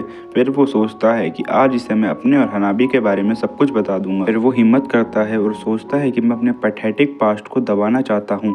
फिर वो सोचता है कि इसके बारे में युकिशिरो को पता होना चाहिए और फिर वो उसके बाजू में ही एक रेलिंग पे बैठ जाता है। फिर इचिनो से उससे पूछता है कि तुम्हें क्या याद है, मैंने तुम्हें बताया था कि एक पर्सन है जो मेरे आसपास के लोगों को बहुत ज़्यादा परेशान करने की कोशिश कर रहा है। इस पर युकिशिरो कहती है कि हाँ मुझे याद है। इचिनो से तभी कहता है कि मैं उसी पर्सन के बारे में तुमसे बात करना चाहता हूँ और क्या ये चीज़ ओके है। युकिशिरो कहती है कि ऑफ कोर्स ये ओके है और कहती है कि मुझे लगता था कि तुम उस चीज़ के बारे में बात नहीं करना चाहते। इचिनो से उसे थैंक्स बोलता है उसकी केयर करने के लिए और कहता है कि ये ऐसी चीज़ है जो तुम्हें पता होनी चाहिए। इचिनो से अपनी स्टोरी स्टार्ट करता है और बताता है कि मैं एक अब्यूसिव रिलेशनशिप में था और कहता है कि हनाबी के बहुत सारा ट्विस्टेड इमोशन की वजह से मुझे ये सब्र के बाहर लगा, इस वजह से मैंने अपना रिलेशनशिप उसके साथ एंड कर दिया। अभी इचिनो से युकिशिरो से माफी मांगता है और कहता है कि मैं ही रिस्पॉन्सिबल हूँ रिसेंट इंसिडेंट के लिए। फिर वो कहता है कि मैं हिसाब चुकाना चाहता हूँ कि मेरी वजह से तुम्हें जितना हर्ट हुआ है। लेकिन तभी युकिशिरो एमसी को रोकती है और कहती है कि तुमने कुछ भी गलत नहीं करा। वो आगे कहती है कि ये सब तुमने अकेले फेस किया है और ये करने में तुम्हें बहुत ज़्यादा मुसीबत हुई होगी। और वो कहती है कि मुझे ये पहले ही रियलाइज़ कर लेना चाहिए था, बल्कि सब कुछ मेरी आंखों के सामने ही था। वो आगे कंटिन्यू करके कहती है कि काश मैं ये सब पहले ही फिगर आउट कर लेती तो तुम्हें इतना ज़्यादा सफ़र नहीं करना पड़ता, और मैं विश करती हूँ काश मैं तुम्हें पहले सपोर्ट कर रही होती। और फिर वो रोने लगती है। इचिनो से पूछता है कि लेकिन तुम रो क्यों रही हो। युकिशिरो जवाब देती है और कहती है कि मैं इसलिए रो रही हूँ क्योंकि मैं बहुत ज़्यादा फ्रस्ट्रेट हो चुकी हूँ और तुम इतनी ज़्यादा सफरिंग से गुजर रहे थे और मैं ये चीज़ रियलाइज़ भी नहीं कर पाई क्योंकि मैं तुमसे हमेशा से प्यार करती हूँ। युकिशिरो कहती है कि तुम बहुत ज़्यादा सरप्राइज्ड हो चुके होगे क्योंकि हमने बहुत ज़्यादा कम बात करी है। युकिशिरो तभी कहती है क्या तुम्हें याद है कि तुमने मेरे से कब पहली बार बात करी थी। इचिनो से कहता है कि मुझे याद है, हनाबी से 3 दिन ब्रेकअप के बाद जब मैं स्कूल में अपने बाल कटवा के आया था और तुमने अपना मार्कर ड्रॉप कर दिया था तो हमने पहली बार अपनी कन्वर्सेशन स्टार्ट करी थी। युकिशिरो कहते हैं कि मैं हमेशा से तुमसे बात करना चाहती थी। एमसी पूछता है क्यों, तो वो बताती है कि जब भी तुम पौधों को पानी देते थे तो तुम बहुत ज़्यादा अमेजिंग लगते थे। इचिनो से तभी सोचता है क्या युकिशिरो मेरे से पहले से ही बात करना चाहती थी क्योंकि वो मुझे लाइक करती थी, लेकिन मैं ये मानने के लिए तैयार नहीं हूँ क्योंकि मैं पहले एक डार्क गाय की तरह था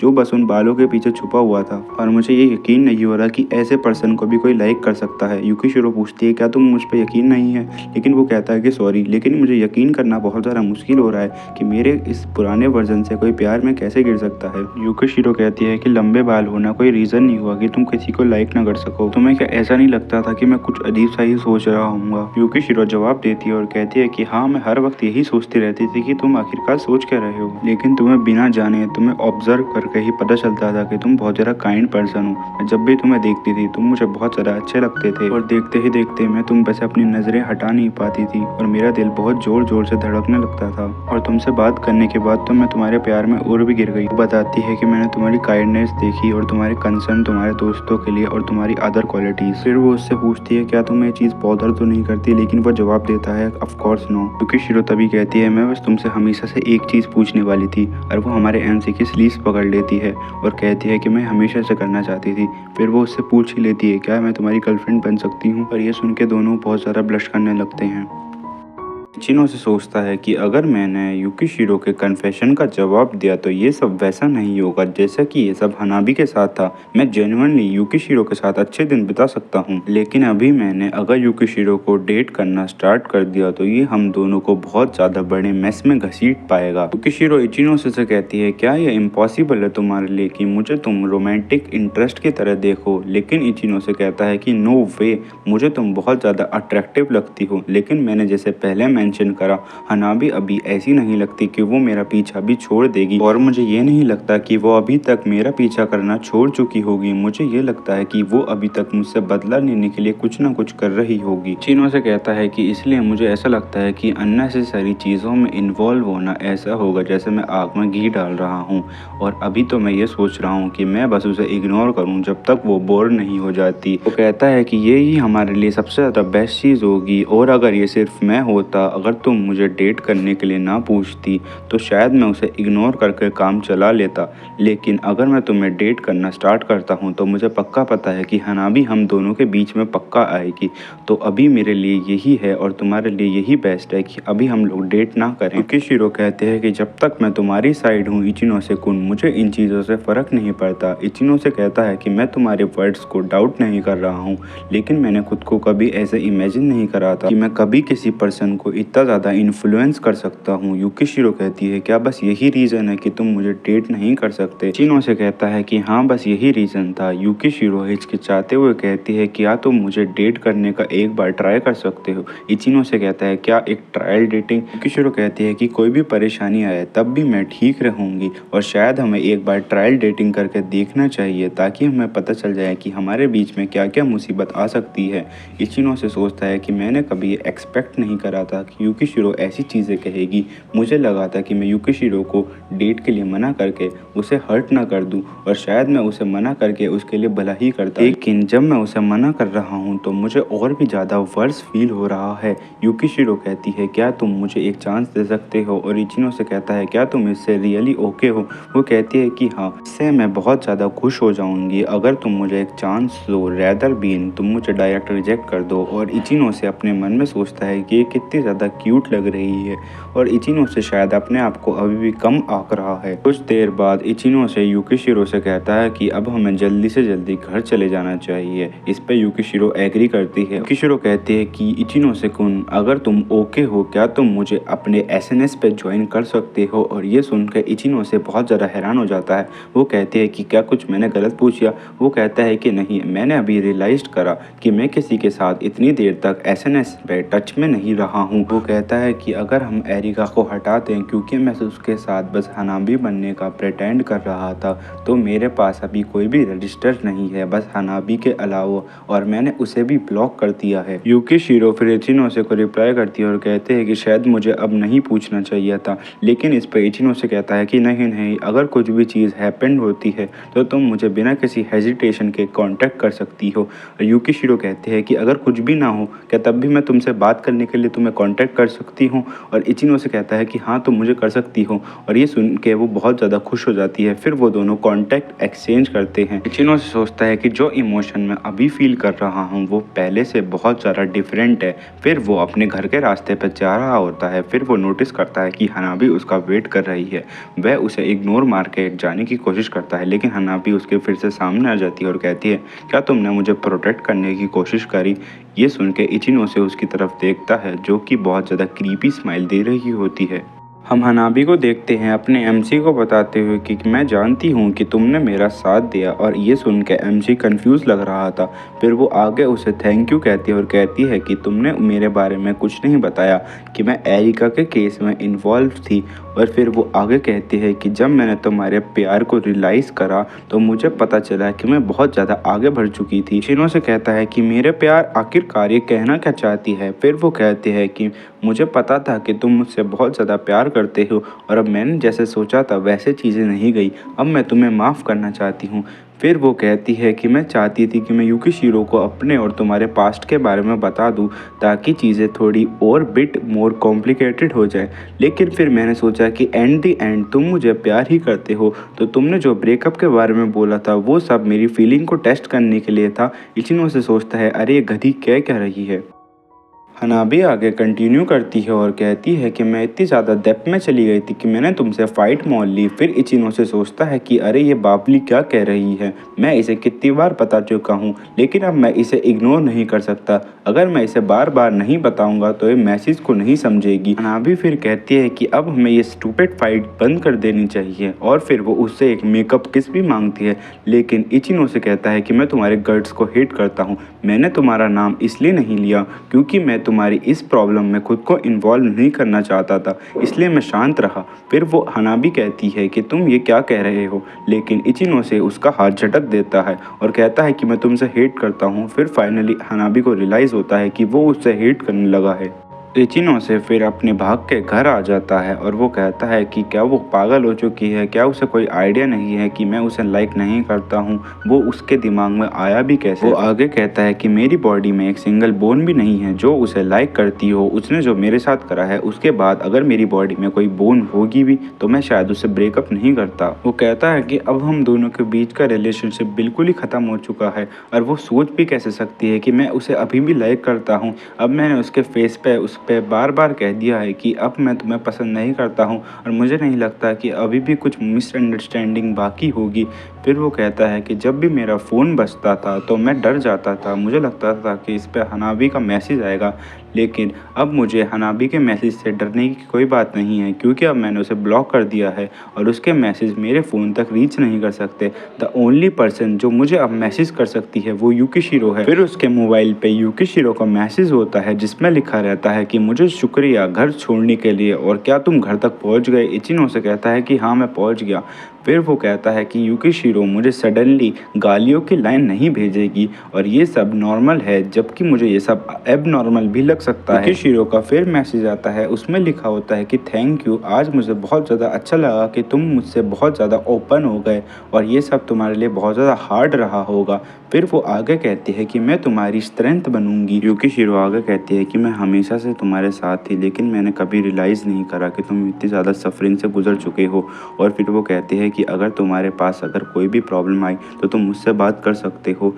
फिर वो कहती है कि मैं तुम्हारे साथ वैसे ही खड़ी रहूँगी जैसे कि तुम मेरे साथ खड़े रहे। इचिनो से कहता है कि यूकिशिरो मेरे लिए किसी शाइनिंग जूल की तरह है, बिल्कुल एक हीरे की तरह। फिर वो बहुत ज़्यादा खुश हो जाता है क्योंकि यूकिशिरो से थैंक यू बोल रही है उसका कन्फेशन सुनने के लिए। फिर वो कहती है कि मैं तुमसे और देर तक छुपाना चाहती थी लेकिन मैंने इसे हीट ऑफ द मोमेंट जज्बात में आके कह ही दिया। इचिनो से सोचता है कि यूकिशिरो सुपर क्यूट चीज़ें भेजती है और हाल ही में वो ऐसी लड़की थी जिससे मैं कभी बात भी नहीं करता था, लेकिन वो मेरे लिए स्पेशल बनती जा रही है। इससे पहले वो दोनों कुछ रियलाइज़ करते उन दोनों ने एक दूसरे को बहुत सारे मैसेज भेजे, बल्कि उन दोनों के पास ज़्यादा कुछ था भी नहीं कहने के लिए, वो एक प्रॉपर कम्युनिकेशन था। फिर इचिनो से सोचता है कि मैंने कभी नहीं सोचा था कि मैसेजिंग इतना ज़्यादा एक्साइटिंग होगा। फिर हमें दिखाया जाता कि यूकिशिरो कह रही थी मैं किसी को इतना ज़्यादा मैसेज नहीं भेजती। फिर वो घबराते हुए कहती है अरे सॉरी, मैं ये नहीं कहना चाहती थी कि तुम मुझे कंफर्ट करो, मैं बस तुम्हें बता रही थी ताकि तुम मेरे बारे में चिंता ना करो। फिर इचिनो से कहता है कि शायद मुझे कांटेक्ट नहीं करना चाहिए। ये सुनने के बाद यूकिशिरो घबरा जाती है, वो नहीं कहने लगती है, लेकिन इचिनो से कहता है कि अरे मैं तो बस मजाक कर रहा था। फिर यूकिशिरो कहती है क्या तुम ऐसी चीज़ें पसंद नहीं हैं। इचिनो से कहता है कि मैं पहले ये चीज़ें बिल्कुल भी पसंद नहीं थी लेकिन अब मुझे ये चीज़ें पसंद आने लगी हैं। वो कहते हैं कि ऐसा क्यों। वो बोलता है कि तुम्हारे साथ बात करना फ़न है। ये सुनने के बाद यूकिशिरो उसे एक क्यूट सा बनी भेजती है और वो कहती है कि जब भी तुम ऐसी बातें करते हो मेरे जो हार्ट बीट है वो राइज करने लगती है। अपना इचिनो से कहता है कि ऐसा क्यों, तुम्हारे मैंने तो बस तुम्हें वो बात बताई है जो मेरे मन में चल रही थी। तब वो कहती है कि मैं तुम्हें लाइक करती हूँ, अगर मैं किसी से मैसेज रिसीव करूँगी जिसे मैं लाइक करती हूँ जो कि मुझे ये बता रहा है कि मैं तुम्हारे साथ बात करना बहुत ज़्यादा पसंद करता हूँ, तो इसकी वजह से मेरा जो हार्ट है वो नेचुरली राइज करने लगता है। क्योंकि शिरो आगे कहती है कि तुम मुझे बहुत ज़्यादा स्पेशल ट्रीटमेंट दे रहे हो और तुम मुझे बहुत ज़्यादा सेल्फ कॉन्शियस बना रहे हो, तुम सच में बहुत ज़्यादा बुरे लड़के हो। फिर वो उसे एक पाउटिंग बनी भेजती है। इचिनो से रियलाइज़ करता है कि ये लड़की उसे सच में प्यार करती है। यूकिशिरो कहती है इचिनो से मेरे पास तुम्हारे लिए एक प्रपोजल है, क्या तुम सैटरडे को फ्री हो, अगर तुम फ्री हो क्या तुम मेरे साथ डेट पे चल सकते हो। इचिनो से अपने मन में सोचता है कि ये मेरा फर्स्ट टाइम है किसी ने मुझे डेट पे इनवाइट करा है। पहले जब मैं हनाबी के साथ डेट पे जाता था वो तो मुझे बस अपनी जगह पे खींच लेती थी जहाँ वो जाना चाहती थी और बस उसे डेट का नाम देती थी, लेकिन मुझे पता था कि ये डेट रियल डेट नहीं है। यूकिशिरो एक और टेक्स्ट भेजती है और बोलती है कि मैं तुम्हें लाइक करती हूँ इसलिए क्या तुम मेरे साथ डेट पे चल सकते हो, बस हम दोनों। इचिनो से एग्री करता है और बोलता है क्या मेरा रिप्लाई सही था। दोनों अपना फ़ोन पकड़े हुए स्माइल करने लगते हैं। इचिनो से सोचता है कि दुनिया में ऐसी भी गुड गर्ल्स एग्जिस्ट करती हैं, मैं उसे बता सकता हूँ जो मैं फील करता हूँ। और हनाबी की वजह से मैंने अपनी पूरी लाइफ किसी भी अदर गर्ल से बात करके नहीं बिताई और मैं बहुत ज़्यादा लकी हूँ जो मैं यूकिशिरो के क्लोज़ आ पाया। फिर वो सोचता है क्या मुझे कुछ चीज़ प्रिपेयर करनी चाहिए डेट के लिए, क्या मुझे कोई प्लेस देखनी चाहिए। चिनो से सोचता है कि लड़कों को ही जगह के बारे में सोचना पड़ता है। फिर वो सोचता है कि शायद मुझे उससे डिस्कस कर लेना चाहिए। मैं प्रिटेंड नहीं करना चाहता कि मैं कूल लग रहा हूँ, इससे अच्छा तो मैं उससे पूछ लेता हूँ, वरना अगर कुछ गलत हो गया तो मैं थोड़ा शर्मिंदा हो जाऊँगा। फिर वो कहता है कि मुझे डेट के बारे में कुछ नहीं पता, ये मेरी पहली डेट है। यूकिशिरो का मैसेज आता है, हाँ ये मेरी भी पहली डेट है। ये सुनने के बाद इचिनो से सोचता है कि उसके पास बहुत ज़्यादा बड़ी रिस्पॉन्सिबिलिटी आ चुकी है, मुझे मेक श्योर करना होगा कि वो अपनी डेट इंजॉय करे। तभी उसके पास यूकिशिरो का मैसेज आता है और वो कहते हैं कि मैं मेक श्योर करूँगी तो कि तुम अपनी डेट इंजॉय करो। इस मैसेज को देखने के बाद इचिनो से सोचता है इट्स काइंड ऑफ इनक्रेडिबल कि हम दोनों ने एक ही साथ एक ही चीज़ सोची। फिर उनकी कन्वर्सेशन स्टार्ट हो गई और उन दोनों ने 2 घंटे तक बात करी अपने डेट प्लान को डिस्कस करते हुए। अब हमें सैटरडे का दिन दिखाया जाता है। इचिनो से जल्दी उठ चुका है। वो कहता है कि वेदर बहुत ज़्यादा अच्छा है और वो कहता है कि अभी मेरे पास बहुत ज़्यादा टाइम है क्योंकि अभी मैं 9 बजे उठ चुका हूँ और मेरी डेट 11 बजे है। अगर मैं चल के जाऊँगा स्टेशन तक तो मैं बिल्कुल राइट टाइम पे पहुँचूँगा। जब वो घर से निकलता है उसकी रीढ़ की हड्डी में थोड़ी-सी झनझनाहट सी होती है और वो कहता है कि ये तीसरी बार है। मुझे लगता है मुझे कोई फ़ॉलो कर रहा है। क्या ये हनाबी है? क्या फिर मैं चीज़ें इमेजिन कर रहा हूँ? लेकिन मैंने हनाबी को इतनी बार मना कर दिया है, अगर वो मुझे अभी भी अप्रोच करने की कोशिश करती है तो वो कुछ नथिंग मोर दैन स्टॉकर, उससे ज़्यादा नहीं है।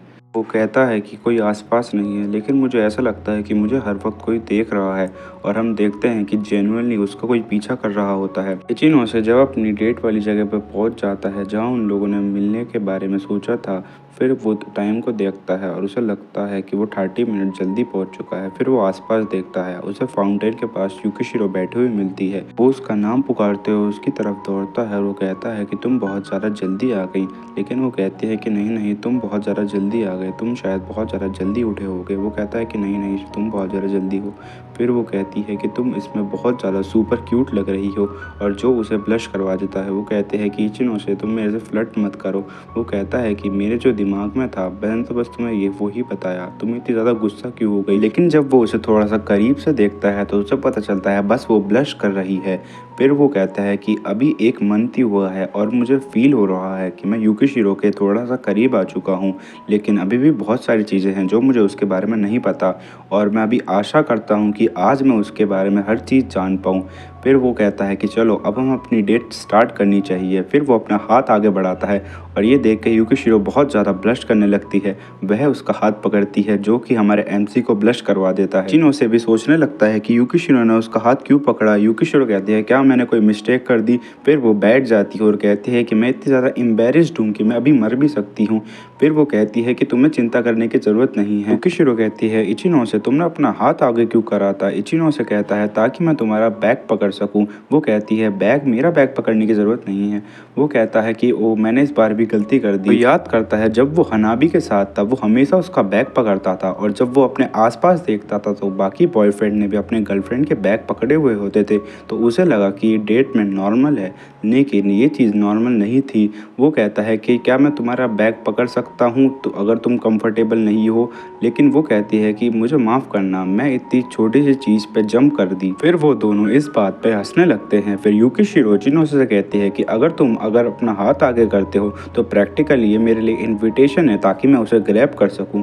फिर इचिनो से कहता है कि हाँ क्योंकि आसपास भी लोगों ने हाथ पकड़े हुए थे। फिर वो कहता है कि मैं मोर देन हैप्पी हूँ अगर मैं तुम्हारा बैग पकड़ सकूँ। लेकिन वो कहती है कि मैं नहीं चाहती कि तुम मेरा बैग पकड़ो, मैं अपना बैग खुद पकड़ सकती हूँ, मैं बस तुम्हारा हाथ पकड़ना चाहती हूँ। उसी इस पे एग्री करता है ब्लश करते हुए और फिर वो कहता है कि यूकिशिरो ने मुझे डेट के लिए पूछा, अब मैं बस एक ही चीज़ कर सकता हूँ ताकि मैं उसे खुश कर सकूँ। चिनो से अपना हाथ आगे स्ट्रेच करता है और कहता है कि चले। ये देख के यूकिशिरो बैठ जाती है और वो बहुत ज़्यादा ब्लश करने लगती है। एमसी सोचता है कि ये रिएक्शन क्या है, लेकिन ये बहुत ज़्यादा क्यूट है। वो फिर से पूछता है, फिर वो उसका हाथ पकड़ती है और कहती है कि मुझे बहुत ज़्यादा अच्छा लग रहा है तुम्हारा हाथ पकड़ के। हम इचिनो को स्माइल करते हुए देखते हैं और वो कहता है कि ये बहुत ज़्यादा क्यूट लग रही है। फिर यूकिशिरो कहती है क्या तुम ओके हो लाइब्रेरी डेट के साथ। फिर हमें दिखाया जाता है कि कुछ दिन पहले जब वो लोग अपनी डेट का स्पॉट डिसाइड कर रहे थे तो यूकिशिरो कहते हैं कि तुम कहाँ जाना चाहते हो। इचिनो से कहता है कि तुम जहाँ जाना चाहती हो मैं तुम्हारे साथ वहाँ चलने के लिए तैयार हूँ। फिर वो कहता है कि मैं जाना चाहता हूँ जहाँ तुम अपने डे स्पेंड करती हो और मैं तुम्हारे बारे में और जानना चाहता हूँ। मैं देखना चाहता हूँ कि तुम नॉर्मली क्या करती हो और तुम्हारी पसंद और नापसंद भी जानना चाहता हूँ। फिर वो कहता है कि मैं तुम्हें एक पर्सन की तरह जानना चाहता हूँ। फिर वो जब लाइब्रेरी में जाते हैं तो इचिनो से पूछता है, क्या हम यहाँ पे बात नहीं कर सकते? यूकिशिरो कहती है, नहीं नहीं, हम यहाँ बात कर सकते हैं, लेकिन जब तक हम अपनी आवाज़ कम रखेंगे तो ये ओके है और हम स्टडी रूम में भी जाके बात कर सकते हैं। इचिनो से पूछता है, क्या तुम हमेशा लाइब्रेरी में आती हो? वो बोलती है, हाँ, जब भी मेरे पास करने के लिए कुछ नहीं होता तो मैं लाइब्रेरी में आ जाती हूँ। और जब सब अपनी बातें कर रहे होते हैं और अपने काम में डूबे हुए होते हैं तो मेरे को एक फिश की तरह फील होता है जो कि डीप ओशियन में स्विमिंग कर रही है, और मुझे ये फीलिंग बहुत ज़्यादा पसंद है। यूकिशिरो फिर आगे बताते हैं कि मैं इस एनालॉजी को लाइक करती हूँ। फिर हमारा एमसी पूछता है कि तुम्हें कौन से टाइप की बुक्स पसंद है। वो कहती है कि मैं अभी वेस्टर्न साईफाई में इंटरेस्टेड हूँ, क्या तुमने कोई पहले पढ़ी है? इचिनो से कहता है कि नहीं नहीं, मैंने कोई पहले पढ़ी तो नहीं, लेकिन शायद मुझे अब पढ़ने की ट्राई करनी चाहिए। अब मैं हनाबी का स्लेव नहीं हूँ तो मेरे पास प्लेंटी ऑफ फ्री टाइम है। यूकिशिरो हंस के कहती है कि तुम्हारा अब ग्रेट टाइम आने वाला है, क्योंकि इस वर्ल्ड में बहुत सारी वंडरफुल बुक हैं जिन्हें पढ़ के तुम्हें बहुत ज़्यादा मज़ा आएगा। इचिनो से कहता है कि मैं बुक इसलिए नहीं पढ़ना चाहता क्योंकि ये एम्बेरसिंग है समथिंग। मैं बुक जेन्युइनली इसलिए पढ़ना चाहता हूँ क्योंकि मैं कुछ बुक ट्राई करना चाहता था और अब मैं अपना ब्रॉडन करना चाहता हूँ होराइजन। मैं तुम्हें थैंक यू भी कहना चाहता हूँ क्योंकि मुझे तुम्हारे साथ रह के पता चला कि हम जिन लोगों के साथ रहते हैं हम उनके ही जैसा बनने लगते हैं। और जब मैं हनाबी के साथ रहता था तो मैं अपने आप को हेट करता था, लेकिन जब मैं अपने तुम्हारे साथ हूँ तो मैं अपने आप को लाइक करना स्टार्ट कर सकता हूँ। फिर इचिनो से कहता है कि तुम्हारी फेवरेट बुक कौन सी है, मैं उसे पढ़ के ट्राई करना चाहता हूँ। वैसे मुझे बुक्स के बारे में ज़्यादा कुछ पता नहीं है और ये मेरे लिए बहुत ज़्यादा ट्रबलसम होगा अगर मैं बुक ढूंढने लगा। यूकिशिरो हंस के कहते हैं कि तुम टोटली राइट हो। मुझसे भी कुछ लोग रिकमेंडेशन मांगते थे लेकिन मेरे को पता नहीं होता था कि मैं उन्हें क्या रिकमेंड करूं, लेकिन तुमसे फाइनली बात करने के बाद ये थोड़ी चीज़ें सेंस बना रही हैं। फिर वो कहती है कि चलो मेरे साथ चलो। फिर वो एक जगह जाके एक बुक पिक करती है और कहती है कि मुझे ये वाली बहुत ज़्यादा पसंद है। फिर इचिनो से बुक को पढ़ना स्टार्ट करता है क्योंकि शिरो एक जगह पॉइंट करके कहती है कि स्पेशली मुझे ये वाला पार्ट बहुत ज़्यादा पसंद है। इचिनो से पूछता है कि ये किस बारे में है। फिर वो दोनों रियलाइज़ करते हैं कि वो दोनों बहुत ज़्यादा करीब आ चुके हैं। फिर यूकिशिरो कहती है, क्या तुम किस करना चाहते हो? फिर वो पूछती है, क्या तुमने हनाबी को कभी किस करी है? फिर इचिनो से सुन के थोड़ा बहुत शर्माने लगता है। फिर हमें दिखाया जाता है कि खिड़की के पास हनाबी आ जाती है और वो कहते हैं कि तुम ये क्या कर रहे हो, तुम बस थोड़ा बहुत पॉपुलर हो चुके हो और तुम्हारे आसपास लड़कियां घूम रही है, बस ये सब एक इल्यूजन है और जल्द ही ये सब तुम्हारी ज़िंदगी से मैं डिसअपेयर कर दूंगी। इचिनो से कहता है कि तुम यहाँ पे आई क्यों हो, तुम मुझे अकेला क्यों नहीं छोड़ देती? अब मैं तुमसे बिल्कुल भी बात नहीं करना चाहता और तुम्हें अपना वक्त वेस्ट करना बंद कर देना चाहिए। फिर वो कहती है कि मैं तुमसे हर चीज़ ले लूँगी और जब तुम अकेले हो जाओगे तुम्हें मेरे पास ही आना पड़ेगा। फिर वो उन दोनों की तरफ वेव करती है और कहती है कि अब मैं जा रही हूँ। फिर इचिनो से सोचता है कि इसका मसला क्या है, ये मेरा पीछा क्यों नहीं छोड़ देती और मैं सही था कि ये मेरा पीछा कर रही है। फिर वो हमें उन दोनों को एक रेस्टोरेंट में कुछ खाते हुए दिखाया जाता है। इचिनो से अपने मन में सोचता है कि जब हनाबी को मैंने स्पॉट करा था क्रीपिक करते हुए एरिका के घर पे तो वो बहुत ज़्यादा ऑब्वियस थी और मुझे इस बार समझ में नहीं आया कि वो छुपने की कोशिश क्यों कर रही थी। मे बी शायद वो चाहती थी कि मैं उसे एरिका की जगह ढूंढूं और अगर मैं उसे देखता नहीं तो प्रोबेबली मुझे ये नहीं पता चलता कि हनाबी मुझे फॉलो कर रही है और पहले वो हनाबी ही थी जो एरिका को इंसिस्ट कर रही थी उसे हरास करने के लिए और अब शायद वो दिखाना चाहती है कि वो अभी भी मेरे साथ रह सकती है और अभी मुझे यूकिशिरो पे ध्यान देना चाहिए और मुझे इसके साथ रहते हुए बहुत ज़्यादा ईज़ फील होता है। लेकिन जितना मैं इस बारे में सोचता हूँ तो मेरे को ऐसा लगता है कि मुझे यूकिशिरो को हनाबी के मैस में घसीटना नहीं चाहिए। मुझे अभी यूकिशिरो की चिंता हो रही है और मे बी मुझे कुछ टाइम के लिए इसे डिस्टेंस कर लेनी चाहिए जब तक मेरा हनाबी के साथ किस्सा सॉल्व नहीं हो जाता। और फिर उसे पता चलता है कि अब ऑलमोस्ट उसकी पहली डेट का एंड आ चुका है।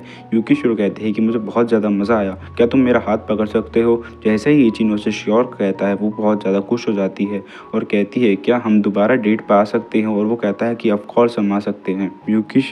यूकिशिरो कहते हैं कि तुम्हारे साथ टाइम स्पेंड करके बहुत ज़्यादा मज़ा आया और थैंक यू कि तुम मेरे साथ एक बार डेट पर आए। फिर वो कहते हैं कि मैं तुम्हारे साथ दोबारा भी डेट पर जाना चाहती हूँ और वो उसकी तरफ देखती है जो कि बहुत ज़्यादा सरप्राइज लग रहा होता है। वो उससे पूछती है कि कि तुम इतना ज़्यादा सरप्राइज्ड क्यों लग रहे हो। इचिनो से जवाब देता है कि मैं ये सोच रहा था कि जब हनाबी अपीयर हुई तो मुझे लगता है कि तुम्हारा जो फ़न था वो रुइंड हो गया। अगर हम नॉर्मली देखें, अगर ऐसा कोई पर्सन दूसरे पर्सन की डेट के बीच में आ जाता है तो उसका मज़ा पुट ऑफ हो जाता है और मुझे लगा कि तुम मुझे दोबारा नहीं देखना चाहोगी।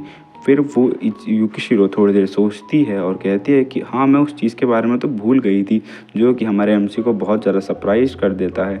फिर वो बताती है कि मैं थोड़ी बहुत तो हैरान थी, लेकिन फिर मैं उसके बारे में भूल गई, क्योंकि बस मैं तुम्हारे साथ डेट पे जाना चाहती थी, क्योंकि मैं तुम्हें बहुत ज़्यादा पसंद करती हूँ। तुम्हारे साथ रहते हुए मेरा जो हार्ट है वो बहुत ज़्यादा ज़ोर से धड़कने लगता है और मैं बस तुम्हारे साथ ही खुश रह सकती हूँ और बस मैं तुम्हारे बारे में ही जानना चाहती हूँ, मैं किसी और पर ध्यान नहीं देना चाहती। फिर वो कहती है कि जब तक हम लोग साथ हैं तो मुझे इस चीज़ों से फ़र्क नहीं पड़ता। फिर वो कहते हैं कि तुम मेरी चिंता मत करो। फिर वो स्माइल पास करती है, जो देख के एमसी बहुत ज़्यादा खुश हो जाता है। फिर वो कहता है कि मैं तुम्हें चलो घर छोड़ के आ जाता हूँ, लेकिन वो कहते हैं कि थैंक यू, लेकिन तुम्हें मेरी चिंता करने की ज़रूरत नहीं है। अभी भी लाइट ओपन है तो मुझे अभी चिंता करने की ज़रूरत नहीं है, मैं आराम से अपने घर पहुँच जाऊँगी। फिर इचिनो से कहता है कि चलो फिर ठीक है, हम कल स्कूल में मिलते हैं। फिर हम देखते हैं युकिशिरो जब जा रही होती वो पीछे मुड़ती है और कहती है कि मुझे फ़र्क नहीं पड़ता, मैं तुम्हें हमेशा प्यार करूँगी। और ये सुनने के बाद एमसी बहुत ज़्यादा ब्लश करने लगता है और सब आसपास जो लोग थे पार्क में उसे टीज़ करने लगते हैं। इचिनो को हमें स्कूल में दिखाया जाता है और वो चीज़ ये नोटिस करता है कि सब लोगों ने अपना हेयर स्टाइल चेंज कर लिया है, यहाँ तक कि फुटबॉल टीम के स्टार ने भी अपना हेयर स्टाइल चेंज कर लिया है। फिर हिकिगाया इचिनो के पास आता है और कहता है कि मैंने कुछ रूमर सुने हैं तुम्हारे बारे में कि सब लोग तुम्हारा हेयर स्टाइल कॉपी कर रहे हैं। और वो नोटिस करता है कि हाँ, सब लोग उसका हेयर स्टाइल कॉपी कर रहे हैं। हिकिगाया कहता है कि इवन कूल किड्स जो हैं स्कूल के, वो भी तुम्हारा हेयर स्टाइल कॉपी कर रहे हैं। फिर इचिनो से शांत होकर कहता है कि मेरे हेयर कट के बारे में कुछ भी स्पेशल नहीं है, ये नॉर्मल है और शायद ये काइंड ऑफ अनफैशनेबल है। हसेगावा कहता है कि वेल, अगर ये हेयर स्टाइल थोड़ा बहुत अनफैशनेबल भी है, लेकिन ये इंटायरली पर्सन के ऊपर डिपेंड करता है। तुम्हारे टाइप के हेयर सब पे सूट नहीं कर सकते। अगर किसी को तुम्हारे टाइप के हेयर रखने हैं तो उसके पास राइट बैलेंस फेशियल फीचर्स होने चाहिए। अगर मैं तुम्हें बताऊं, अगर तुम अपने बाल थोड़े से ऊपर कर लो जेल लगा के, तो तुम शायद और भी अच्छे दिख सकते हो और इसकी वजह से बाकी सब तुम्हें कॉपी कर सकते हैं। इसकी वजह से ये ट्रेंड बन सकता है। हसेगावा आगे बताता है कि यहाँ बहुत सारे लड़के हैं जिन्होंने तुम्हारा हेयर स्टाइल कॉपी करा है। इवन जिसने मेरी गर्लफ्रेंड चुरा ली थी गिरिगाया, उसने भी तुम्हारा स्टाइल कॉपी करा हुआ है।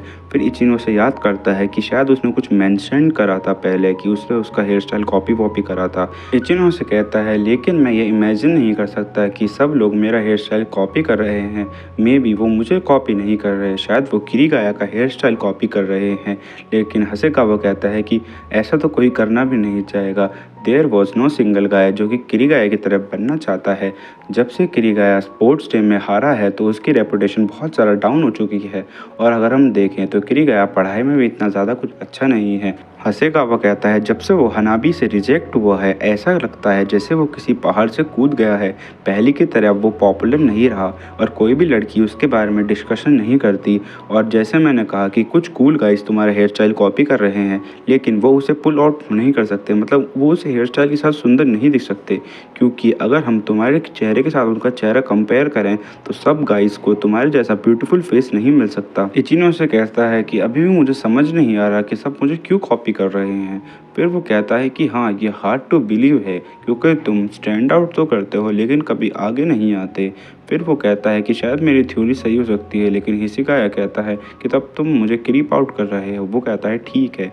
फिर वो अपने मन में सोचता है कि स्कूल के मोस्ट अट्रैक्टिव गाय मेरा हेयर स्टाइल कॉपी कर रहे हैं, ये किसी रीज़न के बिना तो हो नहीं हो सकता। फिर वो अपने साइड में देखता है जहाँ से बहुत सारे बंदे उसका हेयर स्टाइल कॉपी करा है जिन्होंने वो आ रहे हैं। इचिनो से नोटिस करता है कि ये वही लोग हैं जहाँ हनाबी ने उसे बुलाया था और वो वहाँ बारिश में भीग चुका था। उसी फैमिली रेस्टोरेंट की बात है। वो सब उसके पास जाते हैं और उसके बीच में से निकल के आती है हनाबी। वो कहती है कि सेनपाई, मैं नहीं चाहती कि हम दोनों ब्रेकअप करें, ऐसा तुमने क्यों कहा। वो कहती है कि मैं ये एक्सेप्ट नहीं कर सकती कि हम दोनों ब्रेकअप कर सकते हैं। फिर बाकी सब बात करने लगते हैं क्या ये दोनों डेटिंग कर रहे थे। इचिनो से अपने मन में सोचता है कि हनाबी यूजुअल से बहुत ज़्यादा डिफरेंट एक्ट कर रही है और वो एक्टिंग कर रही है। फिर हम कुछ लड़कियों को कहते हुए सुनते हैं कि रिसेंटली हम लोगों ने सोचा था कि इचिनो से बहुत ज़्यादा अच्छा लड़का है, लेकिन अब हम लोग शॉक हैं। हनाबी को देखते हैं जो कि थोड़ा सा स्मर्क करते हुए ऊपर देखती है और कहती है कि सेनपाई, तुमने ऐसा मेरे साथ क्यों करा, अब तुम कुछ क्यों नहीं कह रहे। लेकिन हनाबी का ट्रू नेचर सिर्फ मैं जानता हूँ। फिर वो कहती है कि मुझे पता है कि आपने मुझे ऑर्डर करा था कि मैं कभी स्कूल में नहीं बता सकती कि हम लोग डेटिंग कर रहे हैं, लेकिन हम लोग डेटिंग कर रहे हैं मिडिल स्कूल से, और मुझे पता है कि अगर मैं ये बताती तो आपको बहुत ज़्यादा बुरा लगता। फिर वो कहती है कि आपने मेरे साथ ब्रेकअप करने को क्यों कहा। सब लोग आपस में बात करने लगते हैं और कहते हैं कि मुझे बिलीव नहीं हो रहा कि उसने उसे ऑर्डर करा कि तुम मुझसे बात मत करो। फिर वो कहते हैं कि शायद इचिनो से इतना अच्छा भी लड़का नहीं है और शायद वो उसे साइकोलॉजिकली अब्यूज़ करता है और शायद उसे फिजिकल भी हार्म करता है। फिर सब लोग कहते हैं हमेशा ये ऐसे ही लड़के होते हैं जो कि स्कूल में अपनी इमेज अच्छी बना के रखते हैं, लेकिन इनका असली चेहरा किसी को पता नहीं होता। तुम लोग देख ही सकते हो जैसे ही वो पॉपुलर हुआ उसने उसके साथ ब्रेकअप कर लिया और हम देखते हैं कि हनाबी चेहरा छुपा के हंस रही है और इचिनो से मन में कहता है कि मैं उसे कंट्रोल नहीं कर रहा था, वो थी जो मुझे कंट्रोल कर रही थी। हसेगावा एक अच्छे दोस्त की तरह बीच में कूदता है और कहता है कि वेट अ मिनट, ये टोटली वन साइडेड है, ये स्टोरी मैं बिलीव नहीं कर सकता। और वो कहता है कि तुम लोग ऐसा र्यूमर्स नहीं फैला सकते, तुम्हें इचिनोसे की तरफ की बात भी सुननी चाहिए। फिर वो इचिनोसे से कहता है, इचिनोसे मैं कभी बिलीव नहीं कर सकता कि तुम दोनों डेटिंग कर रहे हो, लेकिन इचिनोसे कहता है कि ये ट्रू है, मैंने उसके साथ डेट किया था। फिर हसेगावा कहता है कि अरे तो तुमने उसके साथ ब्रेकअप क्यों करा। फिर वो कहता है कि हाँ मैंने उसके साथ ब्रेकअप भी करा, लेकिन मैंने उसे कभी अब्यूज़ नहीं करा, उसने वो थी जो मुझे अब्यूज़ करती थी। लेकिन सब लोग बात करने लगते हैं और कहते हैं कि हमने कभी नहीं सुना कि एक गर्ल एक लड़के को अब्यूज़ कर रही है। फिर सब कहते हैं कि ये झूठ बोल रहा है और इचिनो से अपने मन में सोचता है कि हाँ ये बिलीव करना मुश्किल है, इस दुनिया में सब लड़के विलन्स है और लड़की विक्टिम्स। हमें इचिनोसे को दिखाया जाता है जिसकी तरफ सब लोग देख रहे होते हैं डिस्गस्ट भरी नज़रों से। फिर हनाबी का हमें एक लुक दिखाया जाता है जो कि स्मर्गली हंस रही थी और इचिनोसे की आवाज़ आती है कि अब मुझे समझ में आया, जब मैं यूकिशिरो के साथ डेट पर गया था तो इसका मतलब क्या था, वो क्या कहना चाहती थी। इचिनोसे हमें बताता है कि हनाबी काइंड ऑफ फेमस है स्कूल में, तो र्यूमर्स को फैलने में ज़्यादा टाइम नहीं लगा। सब बच्चों को पता चल गया लंच टाइम के समय पे कि उसके साथ क्या हुआ है।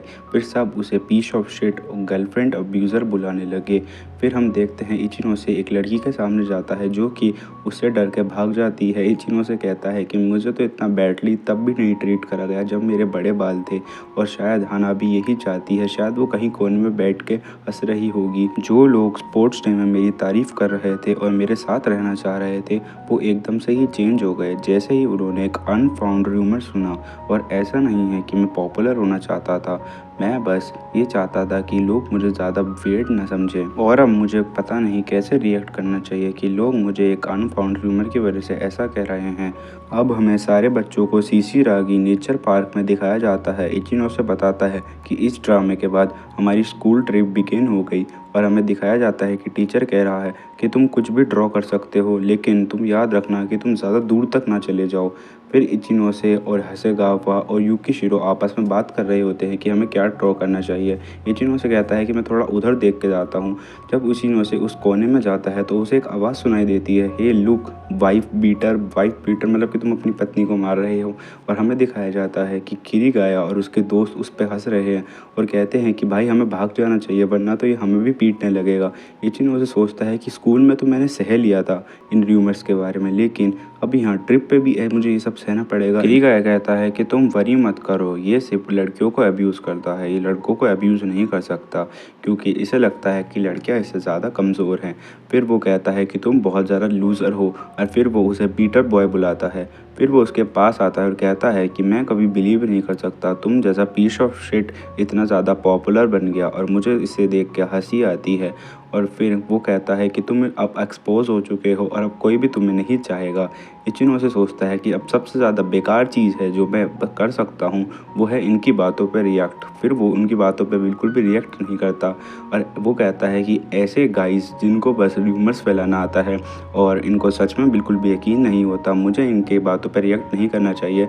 और ये देख के किरीगाया बहुत ज़्यादा गुस्सा हो जाता है। वो कहता है कि बस खड़े मत रहो, कुछ कहो यू पीस ऑफ शिट। और तभी पीछे से आवाज़ आती है, ये तुम क्या कर रहे हो। हमें दिखाया जाता है हसेगावा और इचिनोसे के क्लासमेट आते हैं और उसे घेर लेते हैं और ये देख के किरीगाया डर जाता है। इचिनो से शॉक हो जाता है अपने दोस्तों को देख के। हारुता कहता है किरीगाया से कि तुम अभी हाई स्कूलर हो, तुम इतने ज़्यादा बड़े नहीं हुए हो और बस तुम उससे जेलस हो क्योंकि तुम रिले रेस हार चुके हो। मिनीगुची कहती है कि मुझे नहीं लगता कि तुम जैसा बुली स्कूल में होना भी चाहिए और अगर तुम्हारे पास इतना ज़्यादा टाइम है दूसरों को फिक्स करने का तो पहले तुम खुद को फिक्स करो। सब लोग किरीगाया को धक्का लेने लगते हैं और उसे कॉर्नर कर देते हैं। तभी हमें टीचर की आवाज़ आती है कि वहाँ कौन आवाज़ कर रहा है और मौका देख के किरीगाया और उसके दोस्त भाग जाते हैं और हमें देखने को मिलता है कि टीचर उसके दोस्तों और उसे डांट रहे होते हैं। तभी मिनीगुची कहती है कि वो बस एक रैट है जो कि भाग गया और तभी हारुता कहता है कि मैंने कहा था कि मैं कभी भी किसी के बारे में बिलीव नहीं करूँगा जो तुम्हें बुरा कहेगा। और फिर मिनीगुची और बाकी सब भी ऐड करते हैं और कहते हैं कि हम तुम्हें जानते हैं, तुम कभी भी किसी को अब्यूज़ नहीं कर सकते। और इचिनो से ये देख के बहुत ज़्यादा हैरान हो जाता है। वो कहता है कि थैंक यू एवरीवन, अगर मुझे सब लोग हेट करेंगे लेकिन मुझे इस चीज़ से फ़र्क नहीं पड़ता क्योंकि मेरे दोस्त मेरे साथ हैं। और इचिनो से कहता है कि हनाबी की बात कभी सच नहीं होगी और सब लोग चीयर अप करने लगते हैं इचिनो से और सब बहुत ज़्यादा खुश होते हैं। फिर हमें दिखाया जाता है कि एक पेड़ के पीछे कोई छुपा हुआ है।